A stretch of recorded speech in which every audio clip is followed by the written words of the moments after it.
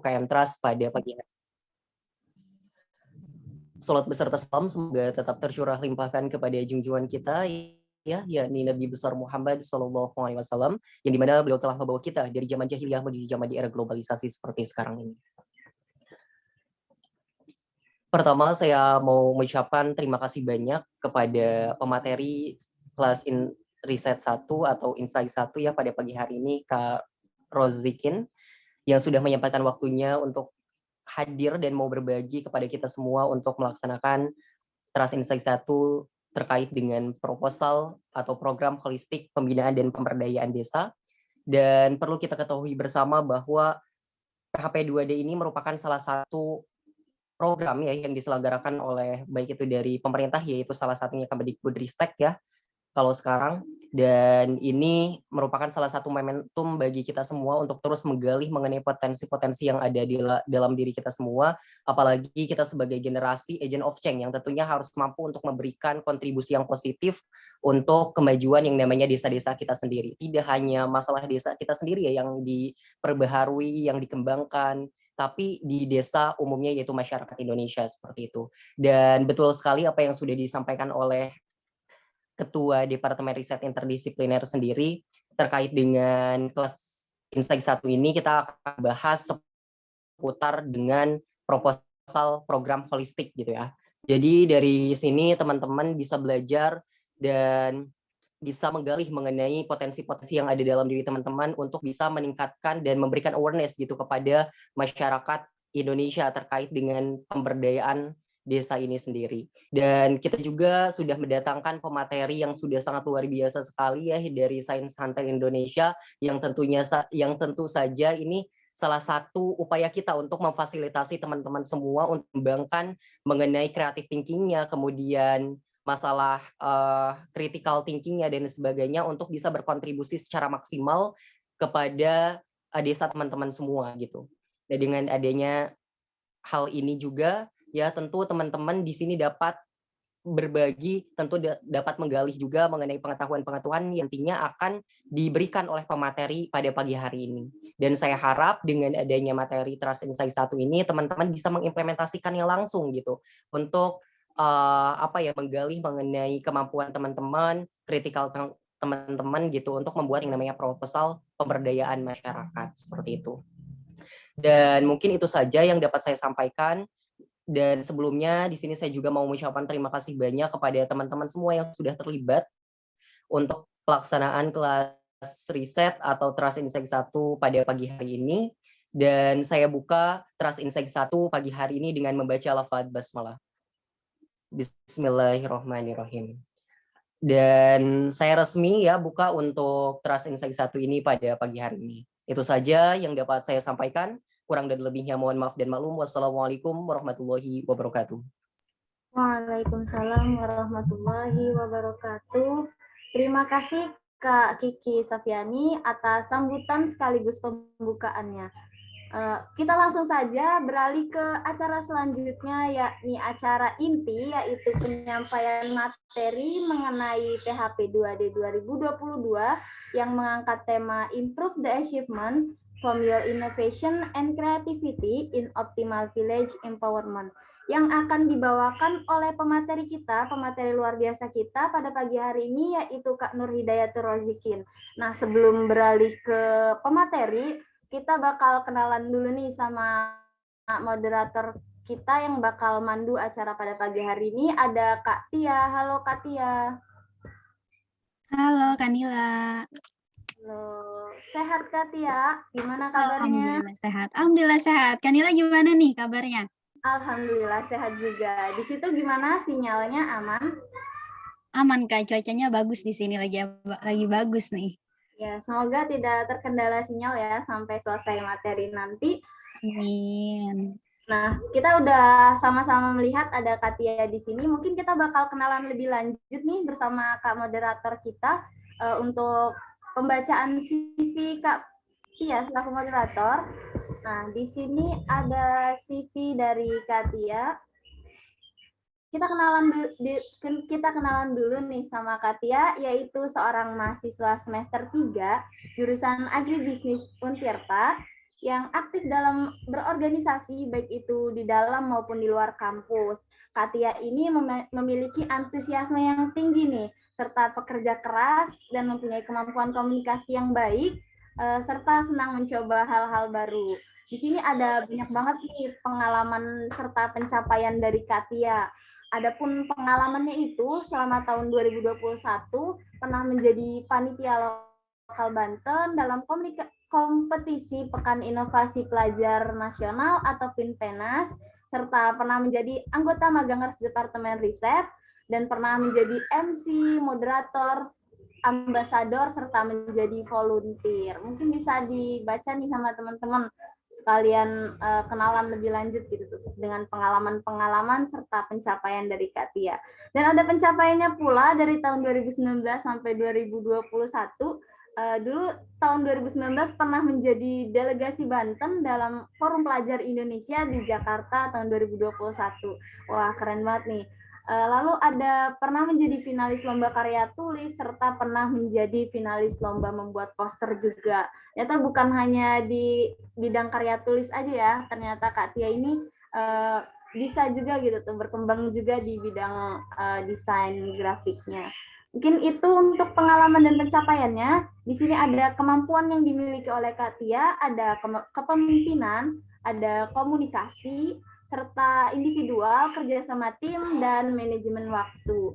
Di sini ada informasi kontak nih dari Kak Tia, mungkin teman-teman boleh dicatat, barangkali ada yang berminat atau ada yang ingin kenal lebih lanjut gitu tuh dengan Kak Tia, bisa menghubungi lewat WA-nya di 0857 8052 8043, atau kalau misalkan nggak punya WA bisa lewat email di tianurislamia@gmail.com. Lalu ada linknya juga di atas nama Tia Nur Islamnya. Mungkin itu aja nih dari perkenalan singkat dari saya. Mungkin bisa kenalan lebih lanjut sama Kak Tia secara langsung ya. Dan untuk rangkaian acara selanjutnya, saya serahkan sepenuhnya kepada moderator, kepada Kak Tia. Saya serahkan sepenuhnya. Baik, terima kasih Kanila atas kesempatan yang telah diberikan. Sebelumnya suara saya terdengar tidak ya? Terdengar. Ya, baik, terima kasih. Assalamualaikum warahmatullahi wabarakatuh. Baiklah, terima kasih ya. Tadi sudah disampaikan di spill identitas saya. Perkenalkan, nama saya Tia Nur Islamia dan saya akan memandu jalannya acara Trust Insight 1 pada pagi hari ini. Sebelumnya kita sudah pemateri kita sudah masuk ke room ya teman-teman. Saya mau menyapa pemateri kita terlebih dahulu. Selamat pagi Kak Rozikin. Oke, selamat pagi Mbak Tia ya. Iya. Apa kabar nih Kak? Alhamdulillah baik. Alhamdulillah. Baik, terima kasih Kak atas waktunya, kesempatan sudah bergabung bersama kami di Trust Insight ini. Baiklah, selanjutnya kita akan mengenal dan mengetahui pemateri kita nih Kak Rozikin. Dengan saya akan membacakan CV-nya terlebih dahulu. Dimohon kepada operator untuk membantu dalam share screen-nya ya.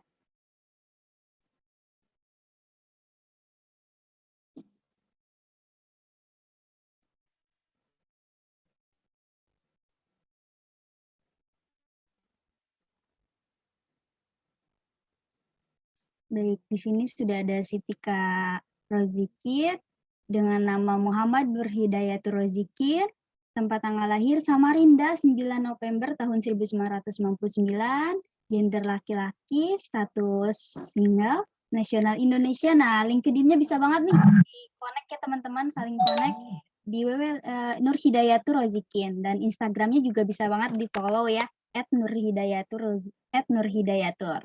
Nah, di sini ada educational background, bachelor degree material and metallurgica engineering dari 2013 sampai 2021 dari Kalimantan Institute of Technology Balikpapan. GPA-nya juga 3,58. Kumlat ya teman-teman. Wah, mantep banget nih Kak Rozikin.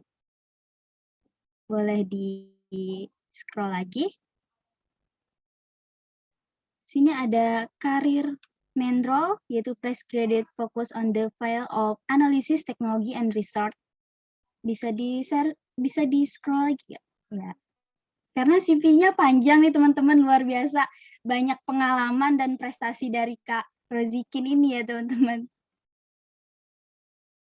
Di saya masih belum ke bawah.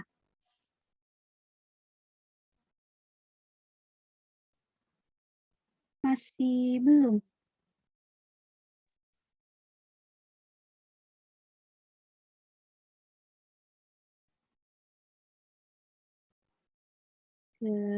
Mohon maaf ya teman-teman, sepertinya operatornya terdapat gangguan sinyal.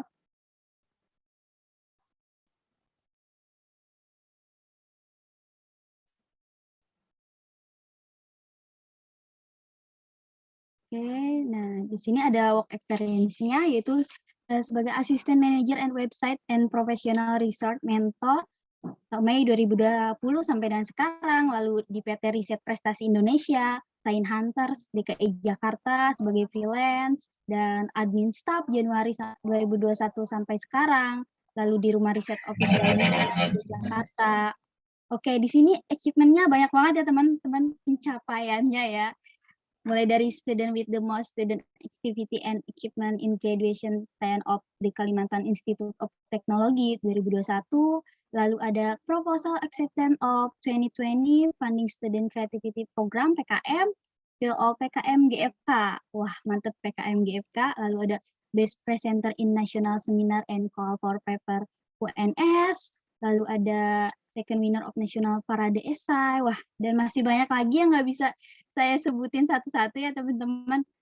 Oke, bisa di-scroll. Oke, Kak Rojikin juga pernah jadi speaker nih, banyak nih dari essay writing webinar 11 Maret State University, Mei 2021, Mega Seminar Student Creativity Program GFK, lalu ada sharing session, banyak pokoknya nih. Untuk skillnya sudah tidak diragukan lagi ya teman-teman, mungkin boleh dibawa lagi. Oke. Nah, organisasinya juga sudah banyak, mulai dari President of the Young on Top Balikpapan Dutch 5, lalu ada Direktur General of Innovation and Work, lalu volunteernya juga banyak, pengalaman volunteernya, dan masih banyak lagi yang nggak bisa saya sebutin satu-satu. Kayaknya kalau bisa sebutin satu-satu, lumayan panjang ya, Kak. Oke, terima kasih operator. Nah, baiklah, ya. Nah, itulah tadi beberapa pengalaman dan prestasi yang telah dicapai oleh Kang Rozikin ya teman-teman. Banyak sekali, Masya Allah luar biasa. Dari CV-nya tadi banyak prestasi, pengalaman. Nah, pokoknya keren banget ya pemateri kita pada pagi hari ini. Jadi teman-teman nih, jangan lupa untuk menyiapkan pulpennya ya, dan catatannya tentang nanti akan dibahas mengenai materi PHP 2D, introduction-nya seperti apa itu PHP 2D, lalu nanti alur PHP 2D seperti apa, tips and trick lolos PHP 2D itu juga seperti apa, nanti akan dijelaskan langsung oleh Kak Nur Hidayatul Rozikin. Oke, jadi tema kali ini tadi seperti yang sudah disampaikan oleh Kanila, yaitu improve the achievement from your innovation and creativity in optimal village improvement. Nah, yang akan langsung disampaikan langsung oleh Kak Muhammad Hidayatul Rozikin. Baiklah, untuk mengefisiensikan waktu, mungkin teman-teman juga udah nggak sabar ya, mohon maaf nih. Kalau begitu langsung saja kepada Kak Rozikin, dipersilahkan. Oke, sebelumnya terima kasih dari Mbak Tia selaku moderator atas waktunya dan kesempatannya, juga dari teman-teman panitia ya yang telah mengundang saya untuk menjadi pemateri pada kegiatan pada pagi hari ini. Jadi teman-teman ini juga bagus nih ya di weekend, di Sabtu hari ini teman-teman hadir di Zoom meeting kali ini membahas terkait tentang materi PHP 2D. Jadi selangkah lebih maju lah untuk mempersiapkan untuk PHP 2D ini, saya acungi 2 jempol lah ibaratnya seperti itu. Oke, bisa dibantu share screen sama panitia.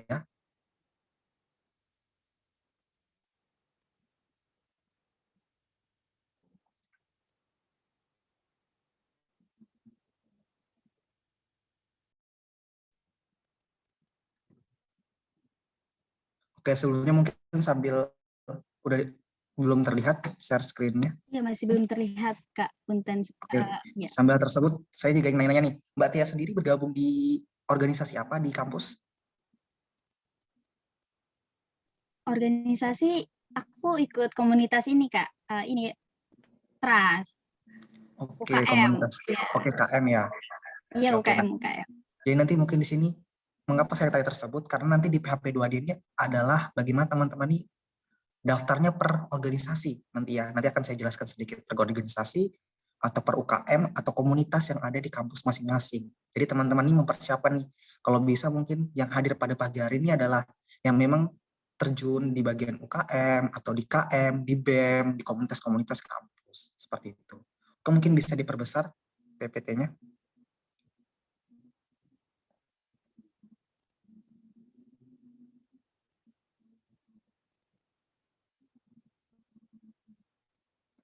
Oke, jadi untuk materi pagi menjelang siang ini ya, di sana jam 9 ya, benar ya? 9.38 ya? Iya, 9.37, ya sama. Oke, di sini perbedaan sejam, di sini udah hampir jam 11 gitu. Oke, karena saya lagi di Balikpapan. Oke, sebelumnya nanti saya akan menyampaikan tentang bagaimana sih pengenalan tentang PHP 2D, apa itu PHP 2D. Di sini udah ada kelihatan ya tentang apa sih kepanjangan dari PHP 2D itu sendiri, yaitu Program Holistik Pembinaan dan Pemberdayaan Desa. Jadi usut punya usut nih ya, PHP 2D ini namanya dulu bukan PHP 2D, tapi PHBD, Program Hibah Bina Desa. Gitu. Bertransformasi menjadi PHP 2D. Dan ini PHP 2D ini pas di tahun saya pertama, di tahun saya ini namanya PHP 2D, tapi di tahun sebelumnya itu PHBD. Jadi mungkin teman-teman kalau misalnya searching-searching, sebelum namanya PHP 2D ini namanya PHBD, Program Hibah Bina Desa. Jadi memang terkait untuk pemberdayaan desa. Sekarang lebih ke holistik pembinaan dan pemberdayaan dari desa itu sendiri. Oke, next.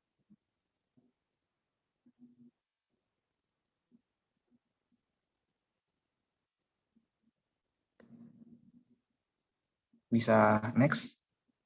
Oke, sebelumnya hai mahasiswa-mahasiswi yang bergabung untuk siang hari ini, pagi siang hari ini dari Untirta sendiri. Semoga nanti materinya bisa dicatat ya. Terus juga ada yang ditanyakan bisa ditanyakan nanti pas sesi tanya jawab. Biar nanti kita sama-sama belajar di sini terkait bagaimana sih ngajuin proposal PHP 2D. Karena menurut saya PHP 2D ini potensinya sangat besar nih teman-teman ya. Terutama buat teman-teman memajukan, memberdayakan desa itu sendiri kan, khususnya bagi mahasiswa kita ada namanya Tridharma Perguruan Tinggi, yaitu penelitian, pengajaran, dan pengabdian kepada masyarakat yang ketiga. Nah, saat teman-teman sudah banyak mendapatkan penelitian dan pengajaran, otomatis teman-teman harus terjun ke masyarakat. Dan terjun ke masyarakat kan juga butuh dana ya. Nah, dari dana inilah, dari program PHP 2D, dari dari Kementerian Pendidikan dan Riset dan Pendidikan Tinggi inilah teman-teman dapat menyalurkan ide-ide inovasi teman-teman. Oke, next. Ini judul materi saya di sini adalah sebuah pengantar perjalanan menuju PHP 2D. Di sini ada beberapa dokumentasi yang saat saya pernah mengikuti PHP 2D seperti itu. Oke, next lagi. Oke, sebelumnya tadi udah dikenalin ya sama Mbak Tia sama dari MC-nya juga. Jadi saya perkenalkan diri lagi. Perkenalkan, nama saya Muhammad Mudathir Rozekin. Saya alumni dari Teknik Material dan Metalurgi ITK. Saat ini saya sedang bekerja sebagai staf Pranata Hubungan Masyarakat di kampus saya sendiri juga. Jadi saya sekarang kerja di Humas atau Hubungan Masyarakat di ITK seperti itu. Dan ini juga ada beberapa prestasi terakhir saya di tahun 2020. Jadi sebelum saya ibaratnya tidak menjadi mahasiswa lagi. Dan di sini nomor 9 ada pendanaan PHP 2D, yaitu program holistik pembinaan dan pemberdayaan desa.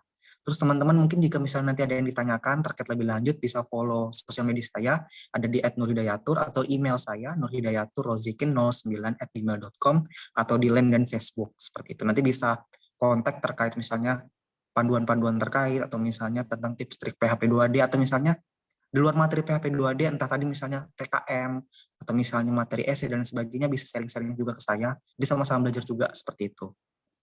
Oke, next. Nah, sekarang kita lanjut ke materi. Apa sih PHP 2D di situ? Nah, PHP 2D ini ada logo dari Kampus Merdeka, ada sama Tuku Handayani. Ya, di sini adalah sebuah kegiatan yang diselenggarakan oleh Kementerian Pendidikan Kebudayaan, Riset dan Pendidikan Tinggi, dan juga merupakan salah satu kegiatan Kampus Merdeka Indonesia Jaya. Kegiatan hibah dana pengabdian masyarakat tingkat nasional dari Kemendikbudristek. Jadi teman-teman di sini mengajukan sebuah proposal, sebuah ide, sebuah dana, sebuah inovasi teman-teman untuk pengabdian kepada desa terkait seperti itu. Dan nggak main-main ya teman-teman ya. Dana yang teman-teman dapatkan nanti kurang lebih bisa 35 hingga 40 juta. Bayangkan, teman-teman mendapatkan dana tersebut, tapi ingat ya, dana tersebut adalah untuk pengabdian kepada desa ya, untuk meningkatkan desa-desa yang ada di daerah teman-teman seperti itu. Jadi digunakan untuk hal-hal yang positif, terlebih untuk membangun desa. Oke, next. Oke, gimana sih alur pelaksanaan tahapannya? Tahapan pengajuan di sini pertama tentunya adalah unggah proposal. Nah, nanti ada akun PHP2D Kemendikbud, kemudian tahap pendanaan saat teman-teman mendapat dana, nanti teman-teman mendapatkan dana, misalnya teman-teman ngajuin 40 juta atau 35 juta, di ACC-nya berapa dari kementerian itu, mereka mengalkulasikan juga kira-kira teman-teman butuhnya berapa. Saat teman-teman mendapat pendanaan, pelaksanaan program, nanti adanya namanya monitoring dan evaluasi. Nah, monitoring dan evaluasi ini ada dua nanti. Biasanya ada online sama offline. Saat online nanti teman-teman ya presentasi kira-kira gimana perkembangannya. Ibaratnya sekitar 70% program itu berjalan. Kemudian nanti teman-teman akan didatangi langsung dari juri-juri nasional. Nah, apalagi juga Untirta kan daerah Jawa ya. Kalau daerah Jawa ini peluangnya sangat besar buat teman-teman dikunjungin dari nasional seperti itu. Karena kan aksesnya mudah ya, seperti itu. Terus kemudian habis itu tahap final. Nah, PHP2D ini sendiri juga nanti ada wordingnya nih teman-teman. Ada wordingnya dan alhamdulillah pas kemarin di tahun saya, proposal saya atau ide dan teman-teman saya ini masuk ke ada namanya program lanjutan, yaitu P3D. Yaitu gimana proposal yang PHP2D atau kegiatan PHP2D yang berhasil dan sukses itu dapat nominasi di ajang P3D dan untuk mendapatkan dana yang lebih besar lagi hingga 60, 50 hingga 60 juta. Wow, sungguh besar ya. Kalau bilang uang negara teman-teman dapat segitu itu cukup besar ya untuk mendapat memberdayakan desa gitu. Jadi belajar sebelum teman-teman kerja nanti teman-teman sudah mengelola uang segitu besarnya untuk kegiatan masyarakatan. Kan biasanya kalau PKM tuh hanya 7 hingga 12 juta saja ya. Ini lebih 2 kali lipat, 3 kali lipatnya seperti itu. Oke, next lagi.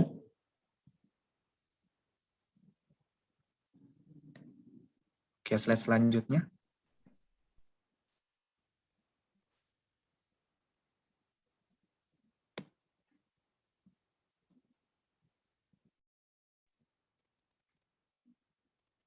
Oke, belum terlihat. Oke, mungkin lagi kendala jaringan ya dari operatornya. Tadi itu ya, mungkin terkait PHP2D tadi. Makanya teman-teman di sini belajar untuk banyak hal yang bisa di-manage dari PHP2D itu sendiri. Teman-teman bisa melatih kepemimpinan atau leadership itu sendiri, mengatur waktu, mengatur misalnya terkait teknik keuangan, manajemen, dan lain sebagainya. Banyak hal yang teman-teman dapat ambil pelajarannya. Bukan hanya dari segi pelajaran akademik ya, tapi dari non akademik dan terjun ke masyarakat. Bagaimana teman-teman merangkul masyarakat desa dan lain sebagainya. Oke, tadi bisa kembali ke materi. Enable editing mungkin biar lebih enak. Bagaimana Kak? Udah tampil kalau yang ini? Oke, sudah. Slide ke-7 kalau nggak salah tadi. Ini ya atau dilanjut? Oke, ya benar. Makasih ya. Oke, ini dia. Di sini tampilan dari website dari PHP2D sendiri, yaitu Program Holistik Pembinaan dan Pemberdayaan Desa. Adalah kegiatan pemberdayaan masyarakat yang dilakukan. Oke, next lagi. Oke, nih. Adalah kegiatan pemberdayaan masyarakat yang dilakukan oleh mahasiswa melalui unit kegiatan mahasiswa atau UKM dan atau Badan Eksekutif Mahasiswa atau BEM atau KM. Di mana di sini menumbuhkan rasa peduli mahasiswa dan berkontribusi kepada masyarakat desa agar terbangun desa binaan yang aktif, mandiri, berwirausaha dan sejahtera. Jadi di sini teman-teman bisa mengajukan PHP2D ini adalah teman-teman yang tergabung ya, yang tergabung dari UKM, dari BEM atau unit-unit kemahasiswaan yang terdaftar di kampus teman-teman masing-masing. Seperti itu. Jadi teman-teman nggak bisa daftar sendiri. Kak saya punya ide ini, tapi teman-teman nggak gabung di UKM atau nggak gabung di BEM, itu tidak bisa. Gitu. Nanti ada beberapa persyaratan yang teman-teman harus penuhi lah seperti itu.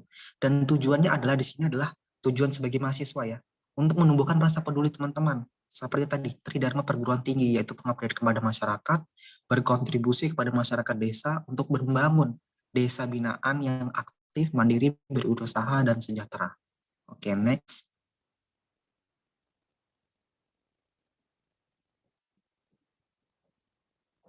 Oke, ini tema besar, biasanya temanya adalah terwujudnya mahasiswa yang mampu berpikir kritis, komunikatif, kolaboratif, serta memiliki kemampuan kepemimpinan dalam mengembangkan masyarakat desa di era industri 4.0 sebagai implementasi Merdeka Belajar Kampus Merdeka.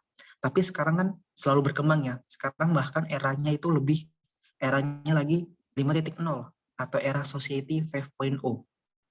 Nah, di mana era digital, big data semua serba digital, serba literasi digital dan sebagainya. Nah, teman-teman itu juga harus sesuai dengan zaman, ide inovasinya. Di mana di sini ada juga misi-misi yang teman-teman harus perhatikan. Yang pertama menerapkan karakter positif, empatik, peduli, ulet, kreatif, kemudian menemukan atau mengembangkan potensi desa, membangun kerjasama yang baik, membangun kemandirian, dan mengembangkan kegiatan kemahasiswaan di desa yang dapat direkomendasikan sebagai konversi mata kuliah. Jadi teman-teman jangan risau nih, teman-teman ikut PHP 2D, teman-teman misalnya aktif di luar, tapi teman-teman juga dapat konversi ke mata kuliah. Itu sangat bagus ya kegiatan Kampus Merdeka saat ini. Jadi teman-teman nih ibaratnya ikut kegiatan di sana bisa dikonversi 3 hingga 5 SKS seperti itu. Kan itu cukup besar ya teman-teman, dapat pengalaman yang berharga, konversi SKS, terus mengelola manajemen yang begitu banyak atau kompleks lah di kegiatan pengabdian masyarakat ini. Seperti itu. Oke, next.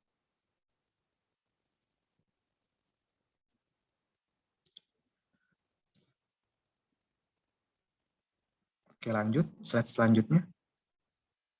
Nih, ada ruang lingkup yang teman-teman harus perhatikan. Di sini ada tema besarnya, ibaratnya maksudnya sub-subnya, yang itu teman-teman bisa mengambil tentang pengentasan kemiskinan.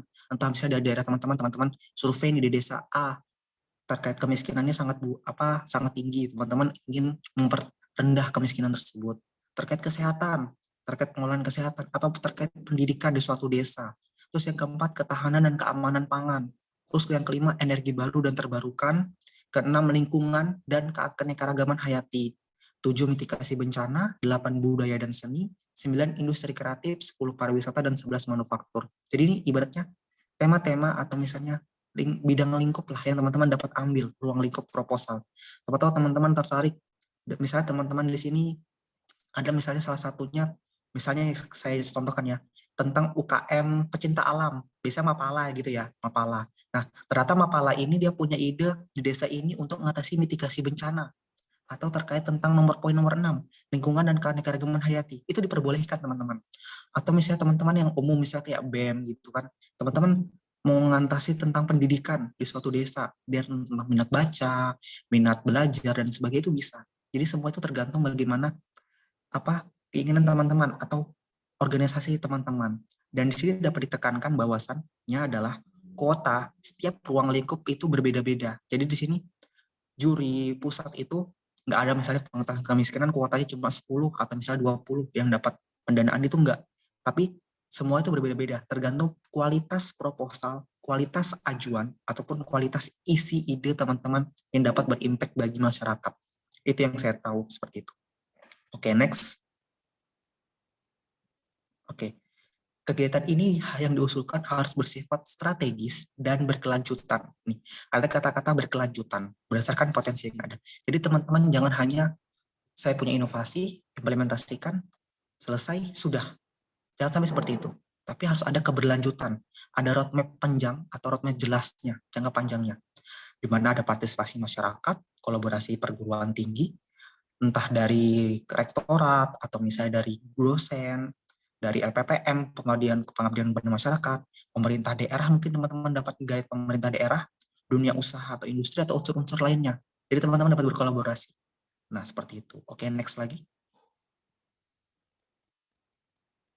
Nah, berbicara mengenai lokasi sasaran yang tadi saya jelaskan, bahwasan teman-teman di sini menggunakan atau misalnya mencari daerah mitra yang di mana desa tersebut dapat dijangkau aksesnya dengan mudah.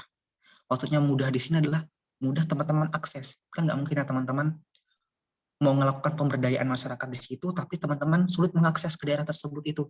Kayak walaupun memang sulit aksesnya, tapi teman-teman paling nggak bisa terjun ke masyarakat situ. Itu harus diperhatikan. Karena takutnya nanti teman-teman pas sudah lolos, terus teman-teman cuma sekali 2 kali datang ke sana, atau pemberdayanya nggak terlalu rutin, itu akan jadi sebuah pertanyaan. Apakah ini akan bisa berdampak?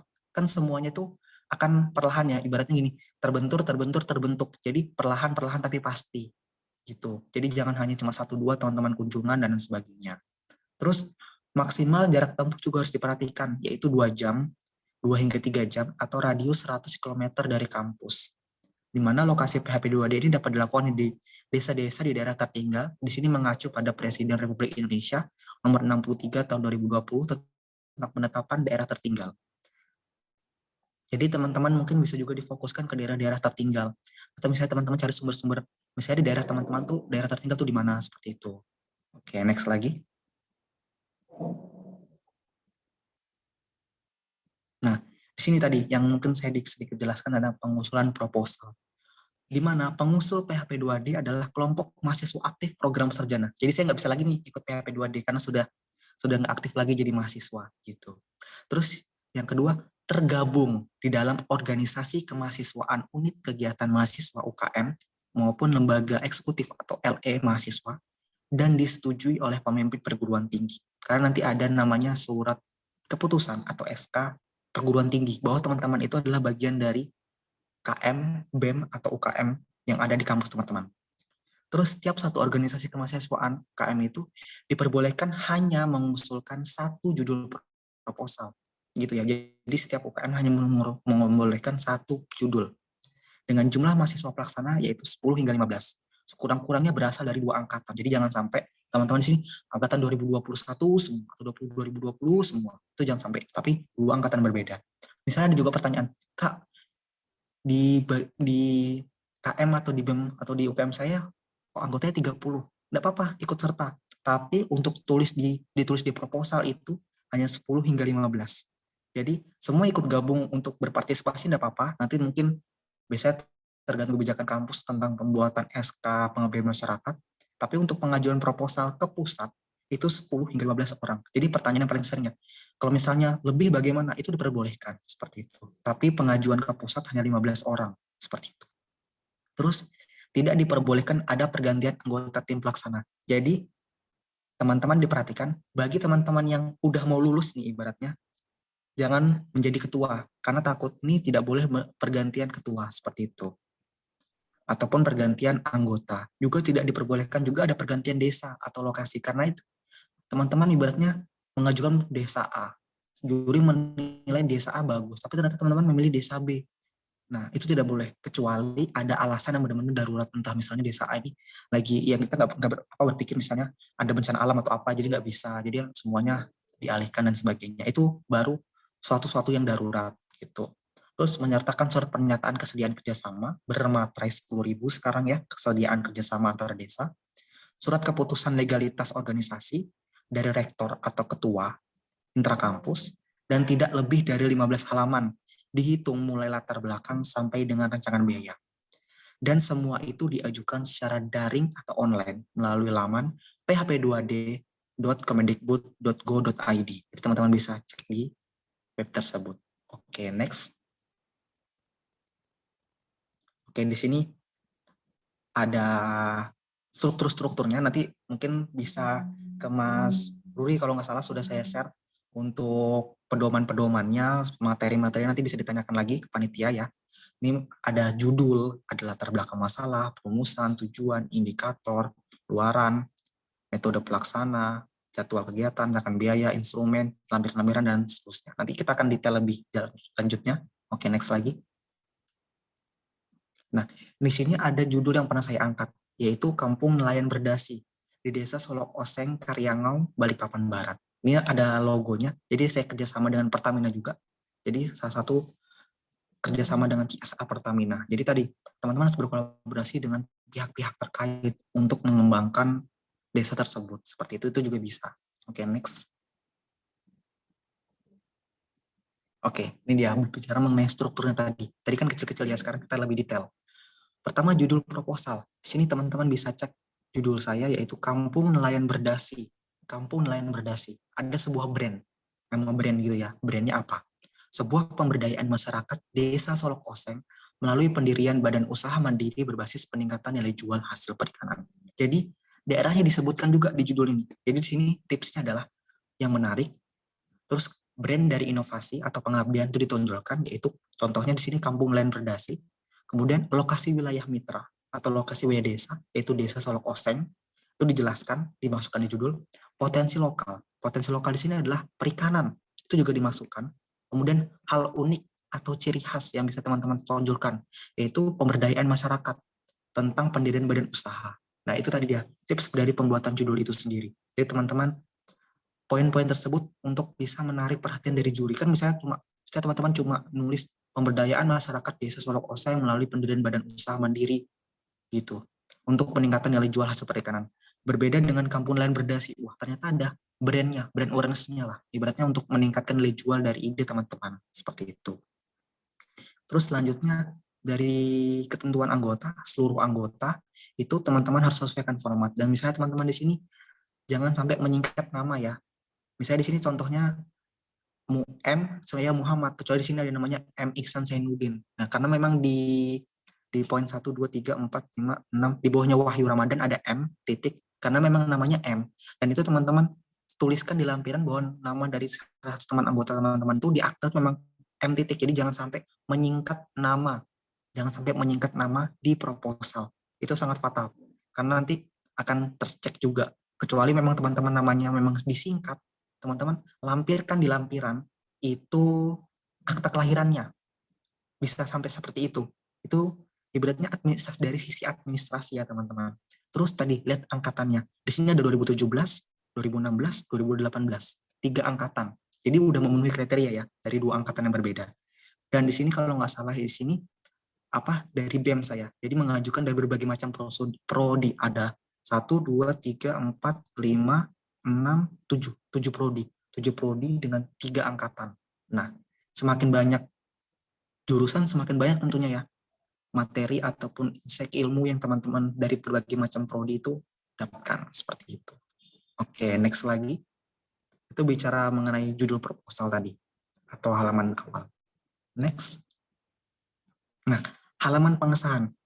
Di halaman pengesahan ini jelaskan judulnya, ruang lingkup, nama organisasinya apa, sesuaikan dengan format, jumlah anggotanya, dosen pembimbing, lokasi kegiatan di mana. Nih, saya waktu itu mengajukan dana yaitu Rp38.425.000 dengan durasi 5 bulan dengan ibaratnya lokasi ke mitra itu cuma 7 hingga 8 km saja, jadi nggak terlalu jauh memang. Seperti itu. Next lagi. Nah, ini tadi ya, ke proposalnya sekarang. Proposal masukin lagi judul, nanti sesuaikan sama format, kemudian di latar belakang, nih, yang teman-teman harus yang diperhatikan adalah masukin data kondisi sekitar, sumber terpercaya, atau wilayah sasaran. Bisa dapat dilihat di sini. Kawasan Sungai Sumbir Kota Balikpapan merupakan daerah yang memiliki potensi perikanan. Jadi bahas hal-hal yang umum. Bahas hal yang umum dan teman-teman ingin tuliskanlah di proposal teman-teman. Hal umum, baru terkait peraturan-peraturan pemerintah, dan lain sebagainya. Seperti itu. Jadi masukkan data-data terkait yang teman-teman bisa tuliskan. Kemudian besarnya potensi, terus misalnya hal-hal baru ke hal-hal yang khusus. Baru di paragraf kedua teman-teman bisa melakukan survei kecil-kecilan dengan wawancara, data terkait atau kuesioner. Teman-teman bisa survei nih terkait tingkat kesejahteraan masyarakat, kemudian habis itu berapa sih misalnya di sini ada survei upah minimum regional Balikpapan sekitar segini, terus kemudian dari total 98 keluarga memilih untuk bekerja lebih giat sebagai buruh lepas dan lain sebagainya. Nah, itu teman-teman masukkan survei langsung ke daerah tersebut. Habis itu kemudian teman-teman kerucutkan dari melihat permasalahan tersebut dan potensi dari desa tersebut, maka ada beberapa perkampungan desa yang ada permasalahannya teman-teman ingin selesaikan. Nah, angkat apa yang perlu teman-teman selesaikan. Ini di bagian latar belakang. Oke, next lagi. Oke, selanjutnya di sini ada rumusan masalah. Jadi antara rumusan sama tujuan ini saling terkait ya. Di rumusan misalnya, teman-teman, bagaimana sih cara meningkatkan perekonomian desa? Teman-teman, apa yang ingin teman-teman selesaikan? Atau yang kedua, bagaimana cara membina masyarakat? Nah, di tujuan ini teman-teman menjawab dari rumusan masalah. Bagaimana cara meningkatkan perekonomian? Jadi tujuannya adalah untuk meningkatkan perekonomian. Jadi tinggal beratnya diganti aja kata depannya. Karena kan otomatis tujuan ini menjawab rumusan masalah. Atau poin yang kedua, bagaimana cara membina? Berarti untuk membina, seperti itu, rumusan dan tujuannya. Itu yang harus diperhatikan, rumusan dan tujuan tidak boleh berbeda. Oke. Selanjutnya poin yang kelima atau E, indikator keberhasilan program. Loh, tentunya teman-teman di sini saat melakukan sebuah kegiatan pengabdian, teman-teman harus punya indikator. Kira-kira bagaimana sih agar program teman-teman ini dapat terlaksana seperti itu atau sukses lah. Di sini misalnya contohnya di sini ada beberapa indikator. Terbentuknya usaha bersama berbadan hukum. Kan sesuai tadi judulnya ya. Judulnya tadi peningkatan nilai jual hasil perikanan berbadan hukum. Jadi masukan atau adanya peningkatan tingkat pemahaman masyarakat. Nah, biasanya di sini nih di poin nomor 2 ya, adanya peningkatan tingkat pemahaman masyarakat tentang potensi. Itu kemudian itu biasanya ada namanya pretest, post-test. Mungkin teman-teman udah pada sering ya kalau yang bisa ikut sering PKM atau pengabdian dan sebagainya. Ada pretest dan post-test dan sebagainya. Terus indeks kepuasan masyarakat di mana melebihi 75%. Teman-teman buat survei kepuasan ibaratnya di akhir program. Kira-kira bagaimana kepuasannya? Terus apakah adanya peningkatan tingkat kesejahteraan atau tidak? Teman-teman pertama tadi kan survei.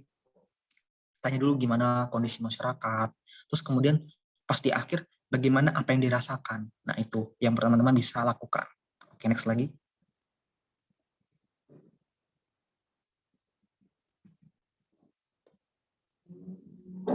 Oke, habis itu luaran-luaran yang diharapkan. Jadi indikator sama luaran yang berbeda, hampir sama mirip ya. Jadi kalau indikator tadi, apa yang teman-teman merasakan bahwa teman-teman itu bisa sukses indikatornya. Sedangkan luaran ini, itu bagaimana teman-teman itu outputnya. Misalnya di sini adanya kelompok usaha, terus terbitnya sebuah panduan dan pelatihan, terciptanya produk hasil, publikasi artikel populer, atau misalnya publikasi artikel ilmiah, terus adanya media sosial, nanti bisa dicek aja di Instagram itu, namanya KNB Nelayan Berdasi, ada Instagramnya. Terus ada poster, ada video after movie. Nah, pasti kan biasanya teman-teman sudah familiar dengan after movie ya, after movie kegiatan, kemudian pendampingan dan controlling pasca program, jadi keberlanjutan. Nah, seperti itu. Terus kemudian manfaat. Manfaat ini teman-teman jabarkan. Manfaat untuk desa, untuk mahasiswa sendiri, dan untuk impact sosial. Gitu. Misalnya memberikan solusi kepada masyarakat, menjadikan desa Solok yang sebagai kampung nelayan percontohan, sebagai upaya dalam mewujudkan tridharma, meningkatkan kompetensi dan peran aktif, dan menjadikan sebuah program ini sebagai program berkelanjutan. Itu manfaatnya harus dijabarkan. Seperti itu. Manfaat yang dirasakan dari berbagai macam pihak yang teman-teman bisa tuliskan. Oke, next. Oke, di sini ada isi dari proposal sendiri. Nah, teman-teman pas survei, teman-teman jangan lupa foto-fotonya, kondisi masyarakat. Seperti itu juga di sini dijelaskan apa ada, oh ternyata berapa kakak, berapa jumlahnya. Atau misalnya teman-teman paling enak sih untuk mendapatkan sumber ini dari BPS, entah dari BPS, dari Bapeda, atau misalnya dari instansi-instansi terkait untuk mendapatkan kondisi tersebut, atau ke kelurahan. Kan tentunya teman-teman perlu ke kelurahan ya, untuk penandatanganan surat dan lain sebagainya, serta minta data-data tersebut untuk penulisan proposal agar baik seperti itu. Terus juga di sini ada terkait di sebelah kanan, ada UMR Kota Balikpapan menurut surveinya, terus apa permasalahannya dijelaskan. Itu dari isi sebuah proposal. Next lagi. Nah, kemudian teman-teman saat memaparkan sebuah metode atau alur dari kegiatan teman-teman, diusahakan membuat flowchart diagram ya. Jadi untuk memperjelas juri, karena biasanya juri kan banyak nih proposal yang dibaca. Teman-teman buat paragraf, walaupun memang detail, tapi kadang paragraf sama misalnya bagian gini lebih paham, bagian tentunya ya, berbeda ya. Lebih jelas bagian, lebih jelas dengan flowchart. Misalnya perencanaan program, terdiri dari apa aja? Oh, ada perencanaan produksi, pemasaran, ada manajemen, ada kemasan. Nah, apalagi sih yang dilakukan? Dijelaskan lagi. Setelah dijelaskan per step-stepnya, baru jelasin lagi. Habis itu ada evaluasi, ada pemantauan di tahap keberlanjutannya. Jadi dijelaskan via diagramnya, biar lebih mudah juri itu membacanya. Seperti itu, karena kan yang dicek itu bukan hanya proposal teman-teman, tapi beratus-ratus bahkan ribuan proposal yang masuk ke PHP 2D Kemdikbudristek. Oke, next lagi. Nah, ini tadi dia berbicara mengenai roadmap. roadmap keberlanjutan sebuah program. Ada survei awal, ada program, ada problem apa itu, teman-teman scanning kira-kira permasalahannya apa, analisis kebutuhannya, baru penetapan halayak sasaran, terus habis itu melakukan perumusan masalah. Ini adalah pra pendanaan. Tapi setelah mendapatkan pendanaan, teman-teman melaksanakan program, perintisan kerja sama stakeholder, monitoring dan evaluasi, dan paling terakhir adalah di sini ada lokakarya dan hasil dari dengan stakeholder. Jadi lokakarya ini beratnya kalau bisa dibilang itu apa ya, webinarnya lah. Maksudnya menunjukkan hasil yang teman-teman telah tingkatkan. Nah, di akhir adalah pelaporan-pelaporan entah LPJ, SPJ, mungkin teman-teman di sini udah biasa sekretaris bendahara ini udah hatam ya pelaporan. Jadi teman-teman saat membuat tim itu juga harus memperhatikan, oh kira-kira siapa nih yang akan job desk-nya bagian pelaporan, bagian administrasi, bagian surat menyurat, seperti itu. Itu karena itu juga tadi kan banyak ya 15 orang ya. Itu juga dimaksimalkan anggotanya. Ada yang bisa desain, after movie, ada yang bisa ini, di plot-plot gitu. Oke, next. Oke, di sini. Di bagian isi juga ada namanya bagian-bagian survei awal, identifikasi masalah, analisis kebutuhan, dan penetapan layak sasaran. Di mana perumusan dan pengukuran indikator keberhasilan itu tadi sama kayak indikator, bagaimana sih teman-teman merumuskan. Terus penyusunan program. Tadi udah dijelaskan terkait flow diagramnya. Tapi teman-teman jelaskan baru dengan tulisan gitu, dengan tulisan bagaimana sih permasalahannya, bagaimana caranya, apa yang harus dilakukan, langkah-langkah seperti apa. Nah, seperti ini. Di gambar 6 ilustrasi hasil produk ini isi dari proposal. Dan ada desainnya untuk visual juri melihat. Terus apa eksekusinya pas saat pendapat pendanaan, di atasnya ada kepiting sofa, ini hasil akhirnya gitu. Jadi ada desain-desain visual yang teman-teman lakukan sebagai itu. Makanya teman-teman juga harus membuat brand awareness-nya lah untuk idenya teman-teman biar menjadi identitas, ibaratnya seperti itu. Oke, next. Nah, ini tadi dia. Perintisan kerjasama, entah dari organisasi internal, organisasi desa, pemerintah terkait, dinas perikanan, misalnya kerjasama dengan CSR, PT Integrated Full Terminal Pertamina Balikpapan, kemudian dari pimpinan Institut Teknologi Kalimantan, atau dari pimpinan masyarakat, seperti itu. Oke, next. Nah, jadwal kegiatan. Teman-teman harus dijabarkan. Bulan pertama, kedua, ketiga, keempat, hingga akhir. Ngapain aja? Entah sosialisasi, kick-off meeting, kamu nelayan berdasi, pembelian alat, pelatihan pendampingan, pemasaran, pembuatan website, pengenalan kampung nelayan, kerjasama, monitoring dan evaluasi, serta laporan akhir. Itu dijelaskan. Tahapannya tuh kira-kira berapa lama, berapa waktunya. Gitu. Oke, next. Nah, sebelumnya, nah ini dia, anggaran. Di sini bisa mesin pelet satu paket 500.000, dan ini teman-teman harus detailkan peralatan penunjang apa aja yang dibutuhin, sertifikasi perizinan apa aja, pendirian SIF, CV, sertifikasi halal, pendaftaran HKI, sertifikasi BPOM. Teman-teman juga harus belajar nih kan teman-teman.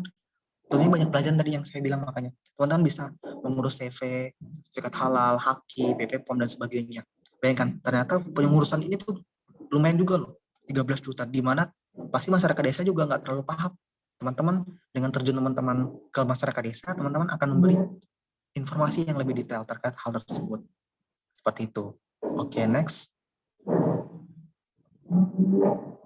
Nah, di sini dia terkait surat-surat yang teman-teman harus lakukan, lampiran-lampirannya. Surat pernyataan koordinasi bekerja sama dengan pemerintah atau desa. Jadi ada ketua kelompok, terus tokoh masyarakat terkait, dosen pendamping, serta kepala desa atau kepala lurahnya. Kemudian juga surat pernyataan pelaksanaan PPDB, jadi administrasi, yang tim paling nggak ada tim surveinya juga lah. Nah, jadi karena biasanya untuk ngurus ini tanda tangan ke berbagai pihak kan agak sulit juga ya. Nah, itu juga harus diperhatikan. Surat pernyataan pelaksana, baru daerah lokasi ini juga teman-teman bisa lampirkan daerah lokasi desa binaan dari desa ke kampus kira-kira berapa lama, lewat maps kan bisa ya, seperti itu. Oke, next.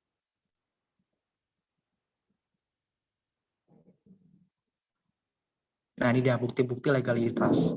Ya, misalnya di sini ada namanya nomor induk berwirausaha NIB, baru notaris, pembuatan notaris, baru juga ada surat izin usaha, karena waktu memang proposal saya lebih mengangkat bagaimana dari sebuah desa itu yang sebelumnya belum terlihat tapi bisa masuk ke UMKM lokal atau bahkan nanti ke nasional seperti itu.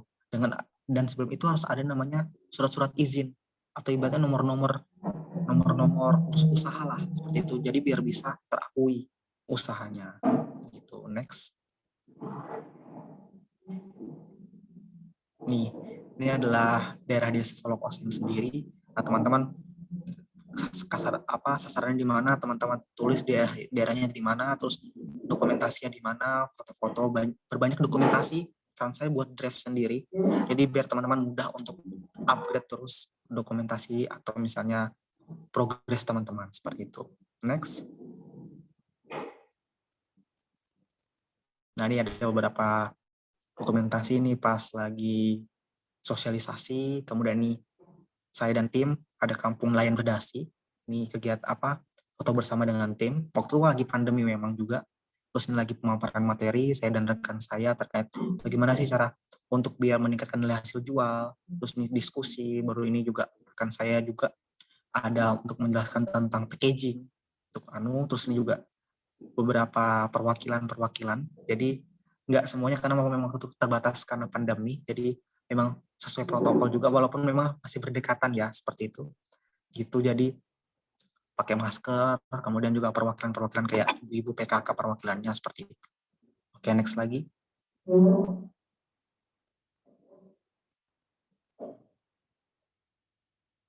Nah, di sini ada poster PHP 2D kamu mulai berdasi ada latar belakang, ada inovasi. Jadi inti dari proposal teman-teman itu adalah latar belakang, inovasi, metode, roadmap-nya, alurnya, kelompok sasaran di mana, lokasinya, hasil kegiatannya apa, seperti itu. Oke, next. Nah, kunci sukses dari pembuatan proposal itu sendiri adalah teman-teman harus tetapkan niat dan komitmen dari yang teman-teman ingin lakukan. Teman-teman ini misalnya ada 15 kepala. Niat teman-teman ingin apa? Tujuannya untuk memberdayakan desa, untuk memberdayakan masyarakat dan sebagainya disatuin.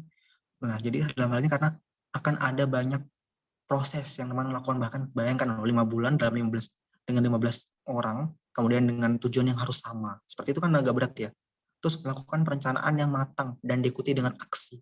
Perencanaannya bagus, tapi nggak ada aksinya itu juga nggak boleh.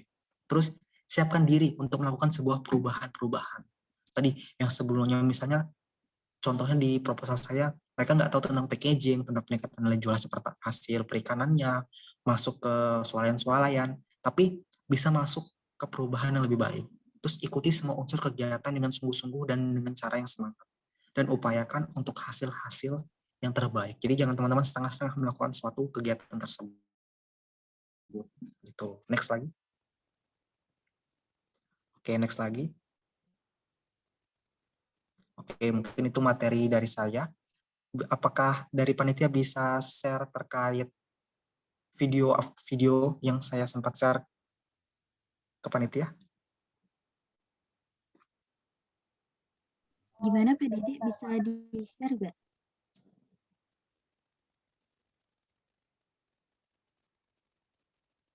Ke Kak Ruri?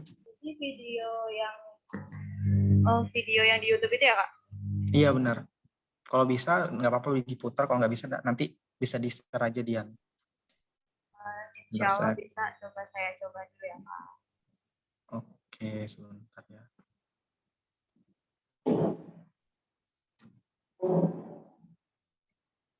Sambil teman-teman mempersiapkan pertanyaan ya. Gitu. Wah, Saya iya juga. benar banget nih, Kak. Iya.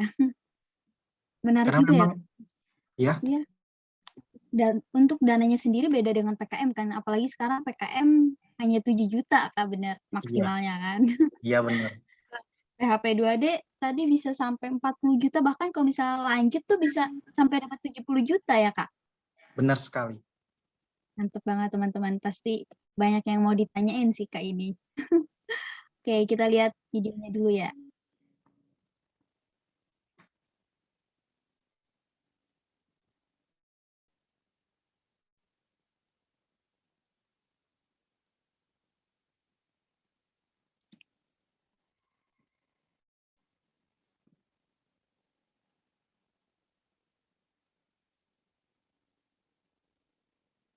Oke, ya benar tadi kata Mbaknya sendiri ya, bahwasannya PKM sekarang tuh yang update terbaru hanya 7 juta maksimalnya. Kalau dulu kan masih berapa ya, 10 hingga 12 juta setengah ya. Nah, habis sekarang cuma 7 juta gitu. Dan PHP 2D ini cukup besar, 30 hingga 4 juta di PHP 2D. Tapi jika teman-teman memang proposalnya layak, bagus lagi di tahun selanjutnya, itu akan melakukan upgrade lagi, bahkan sampai 50, 60, 70 juta gitu.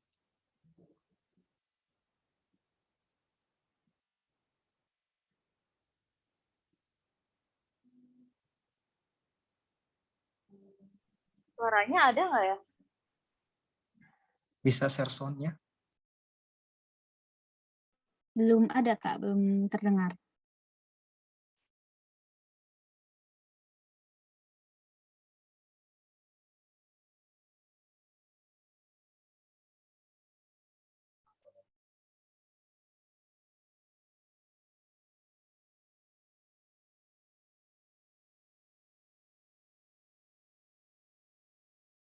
Oke, kalau misalnya nggak bisa terputar, nggak apa-apa, nanti bisa di-share di yang hadir hari ini. Saya juga udah tulis di kolom chat ya, terkait link YouTube-nya seperti itu, biar teman-teman ada gambaran apa aja sih kegiatannya yang pernah saya lakukan terkait PHP 2D, seperti itu sih.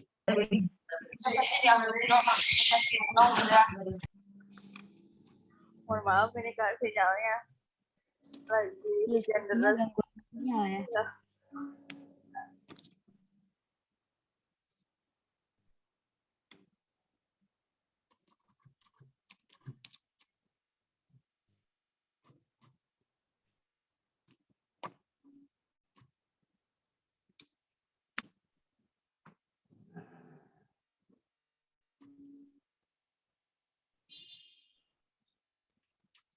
Masih belum juga.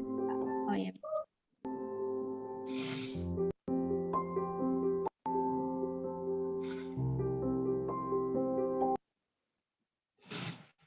Suaranya sudah ada. Ada? Ada.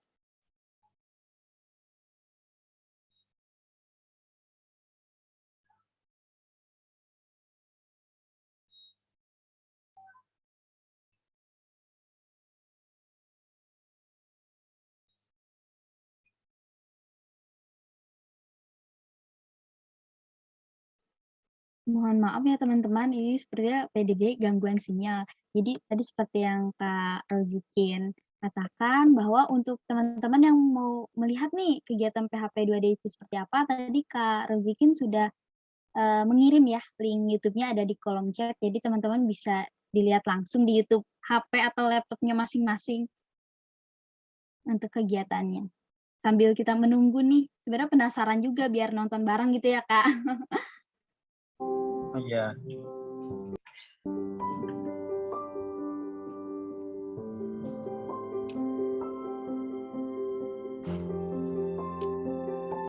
Oke,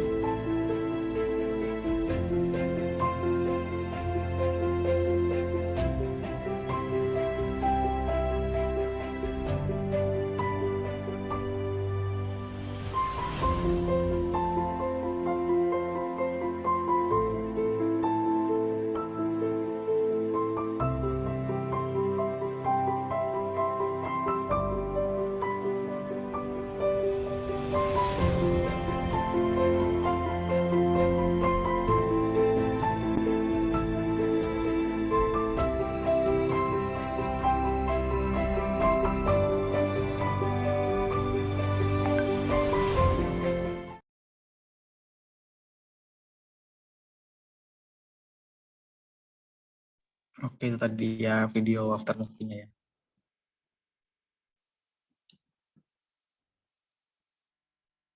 Iya, Kak. Tadi udah kita lihat sama-sama ya, teman-teman. Tadi sekilas tuh itu di kampung, tadi Berdaya Berdasi ya, Kak? Kampung, Iya benar. itu terkait tadi pengemasan ya, Kak, bareng sama masyarakat.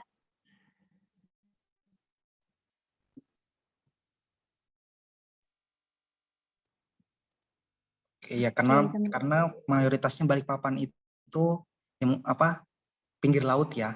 Jadi memang tadi makanya temukan potensi lokal teman-teman. Saya daerah teman-teman ini mungkin mangrove atau misalnya terkait pinggir sungai atau misalnya apa gitu, nanti bisa teman-teman gali potensi teman-teman seperti itu.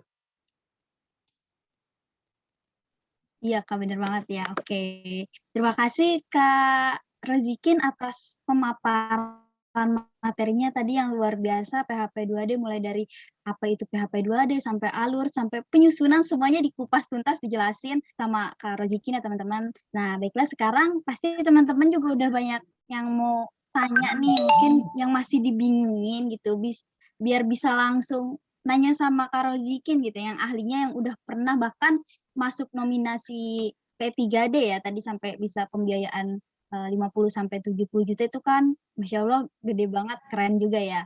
Nah, kalau gitu sesi tanya jawab akan saya buka nih teman-teman. Nah, untuk teman-teman yang ingin bertanya bisa langsung raise hand atau open mic, atau kalau bisa lagi gangguan sinyal bisa diketik di kolom chat aja ya teman-teman. Baiklah, kalau begitu sesi tanya jawab saya buka. Dipersilahkan teman-teman, yuk kita ngobrol aja ya Kak, sharing gitu mungkin dari Kakak. Iya, biar kita tuh bisa lolos nih dari Untirta, ada yang lolos PHP 2D kan, atau dari UKM tasnya sendiri dari kita ya. Ya silahkan. Ya, silahkan yuk. Jadi memang nih semuanya tuh ngangkat UKM juga teman-teman ya, ngangkat UKM atau organisasi teman-teman gitu, nge-branding teman-teman sendiri juga.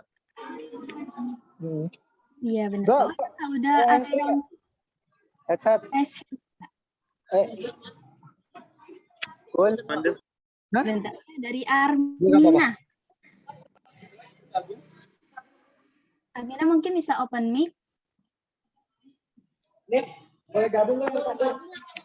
Ya, baik Kak, apakah terdengar? Ya, sudah terdengar. Ya, sebelumnya terima kasih Kak Moderator atas kesempatannya.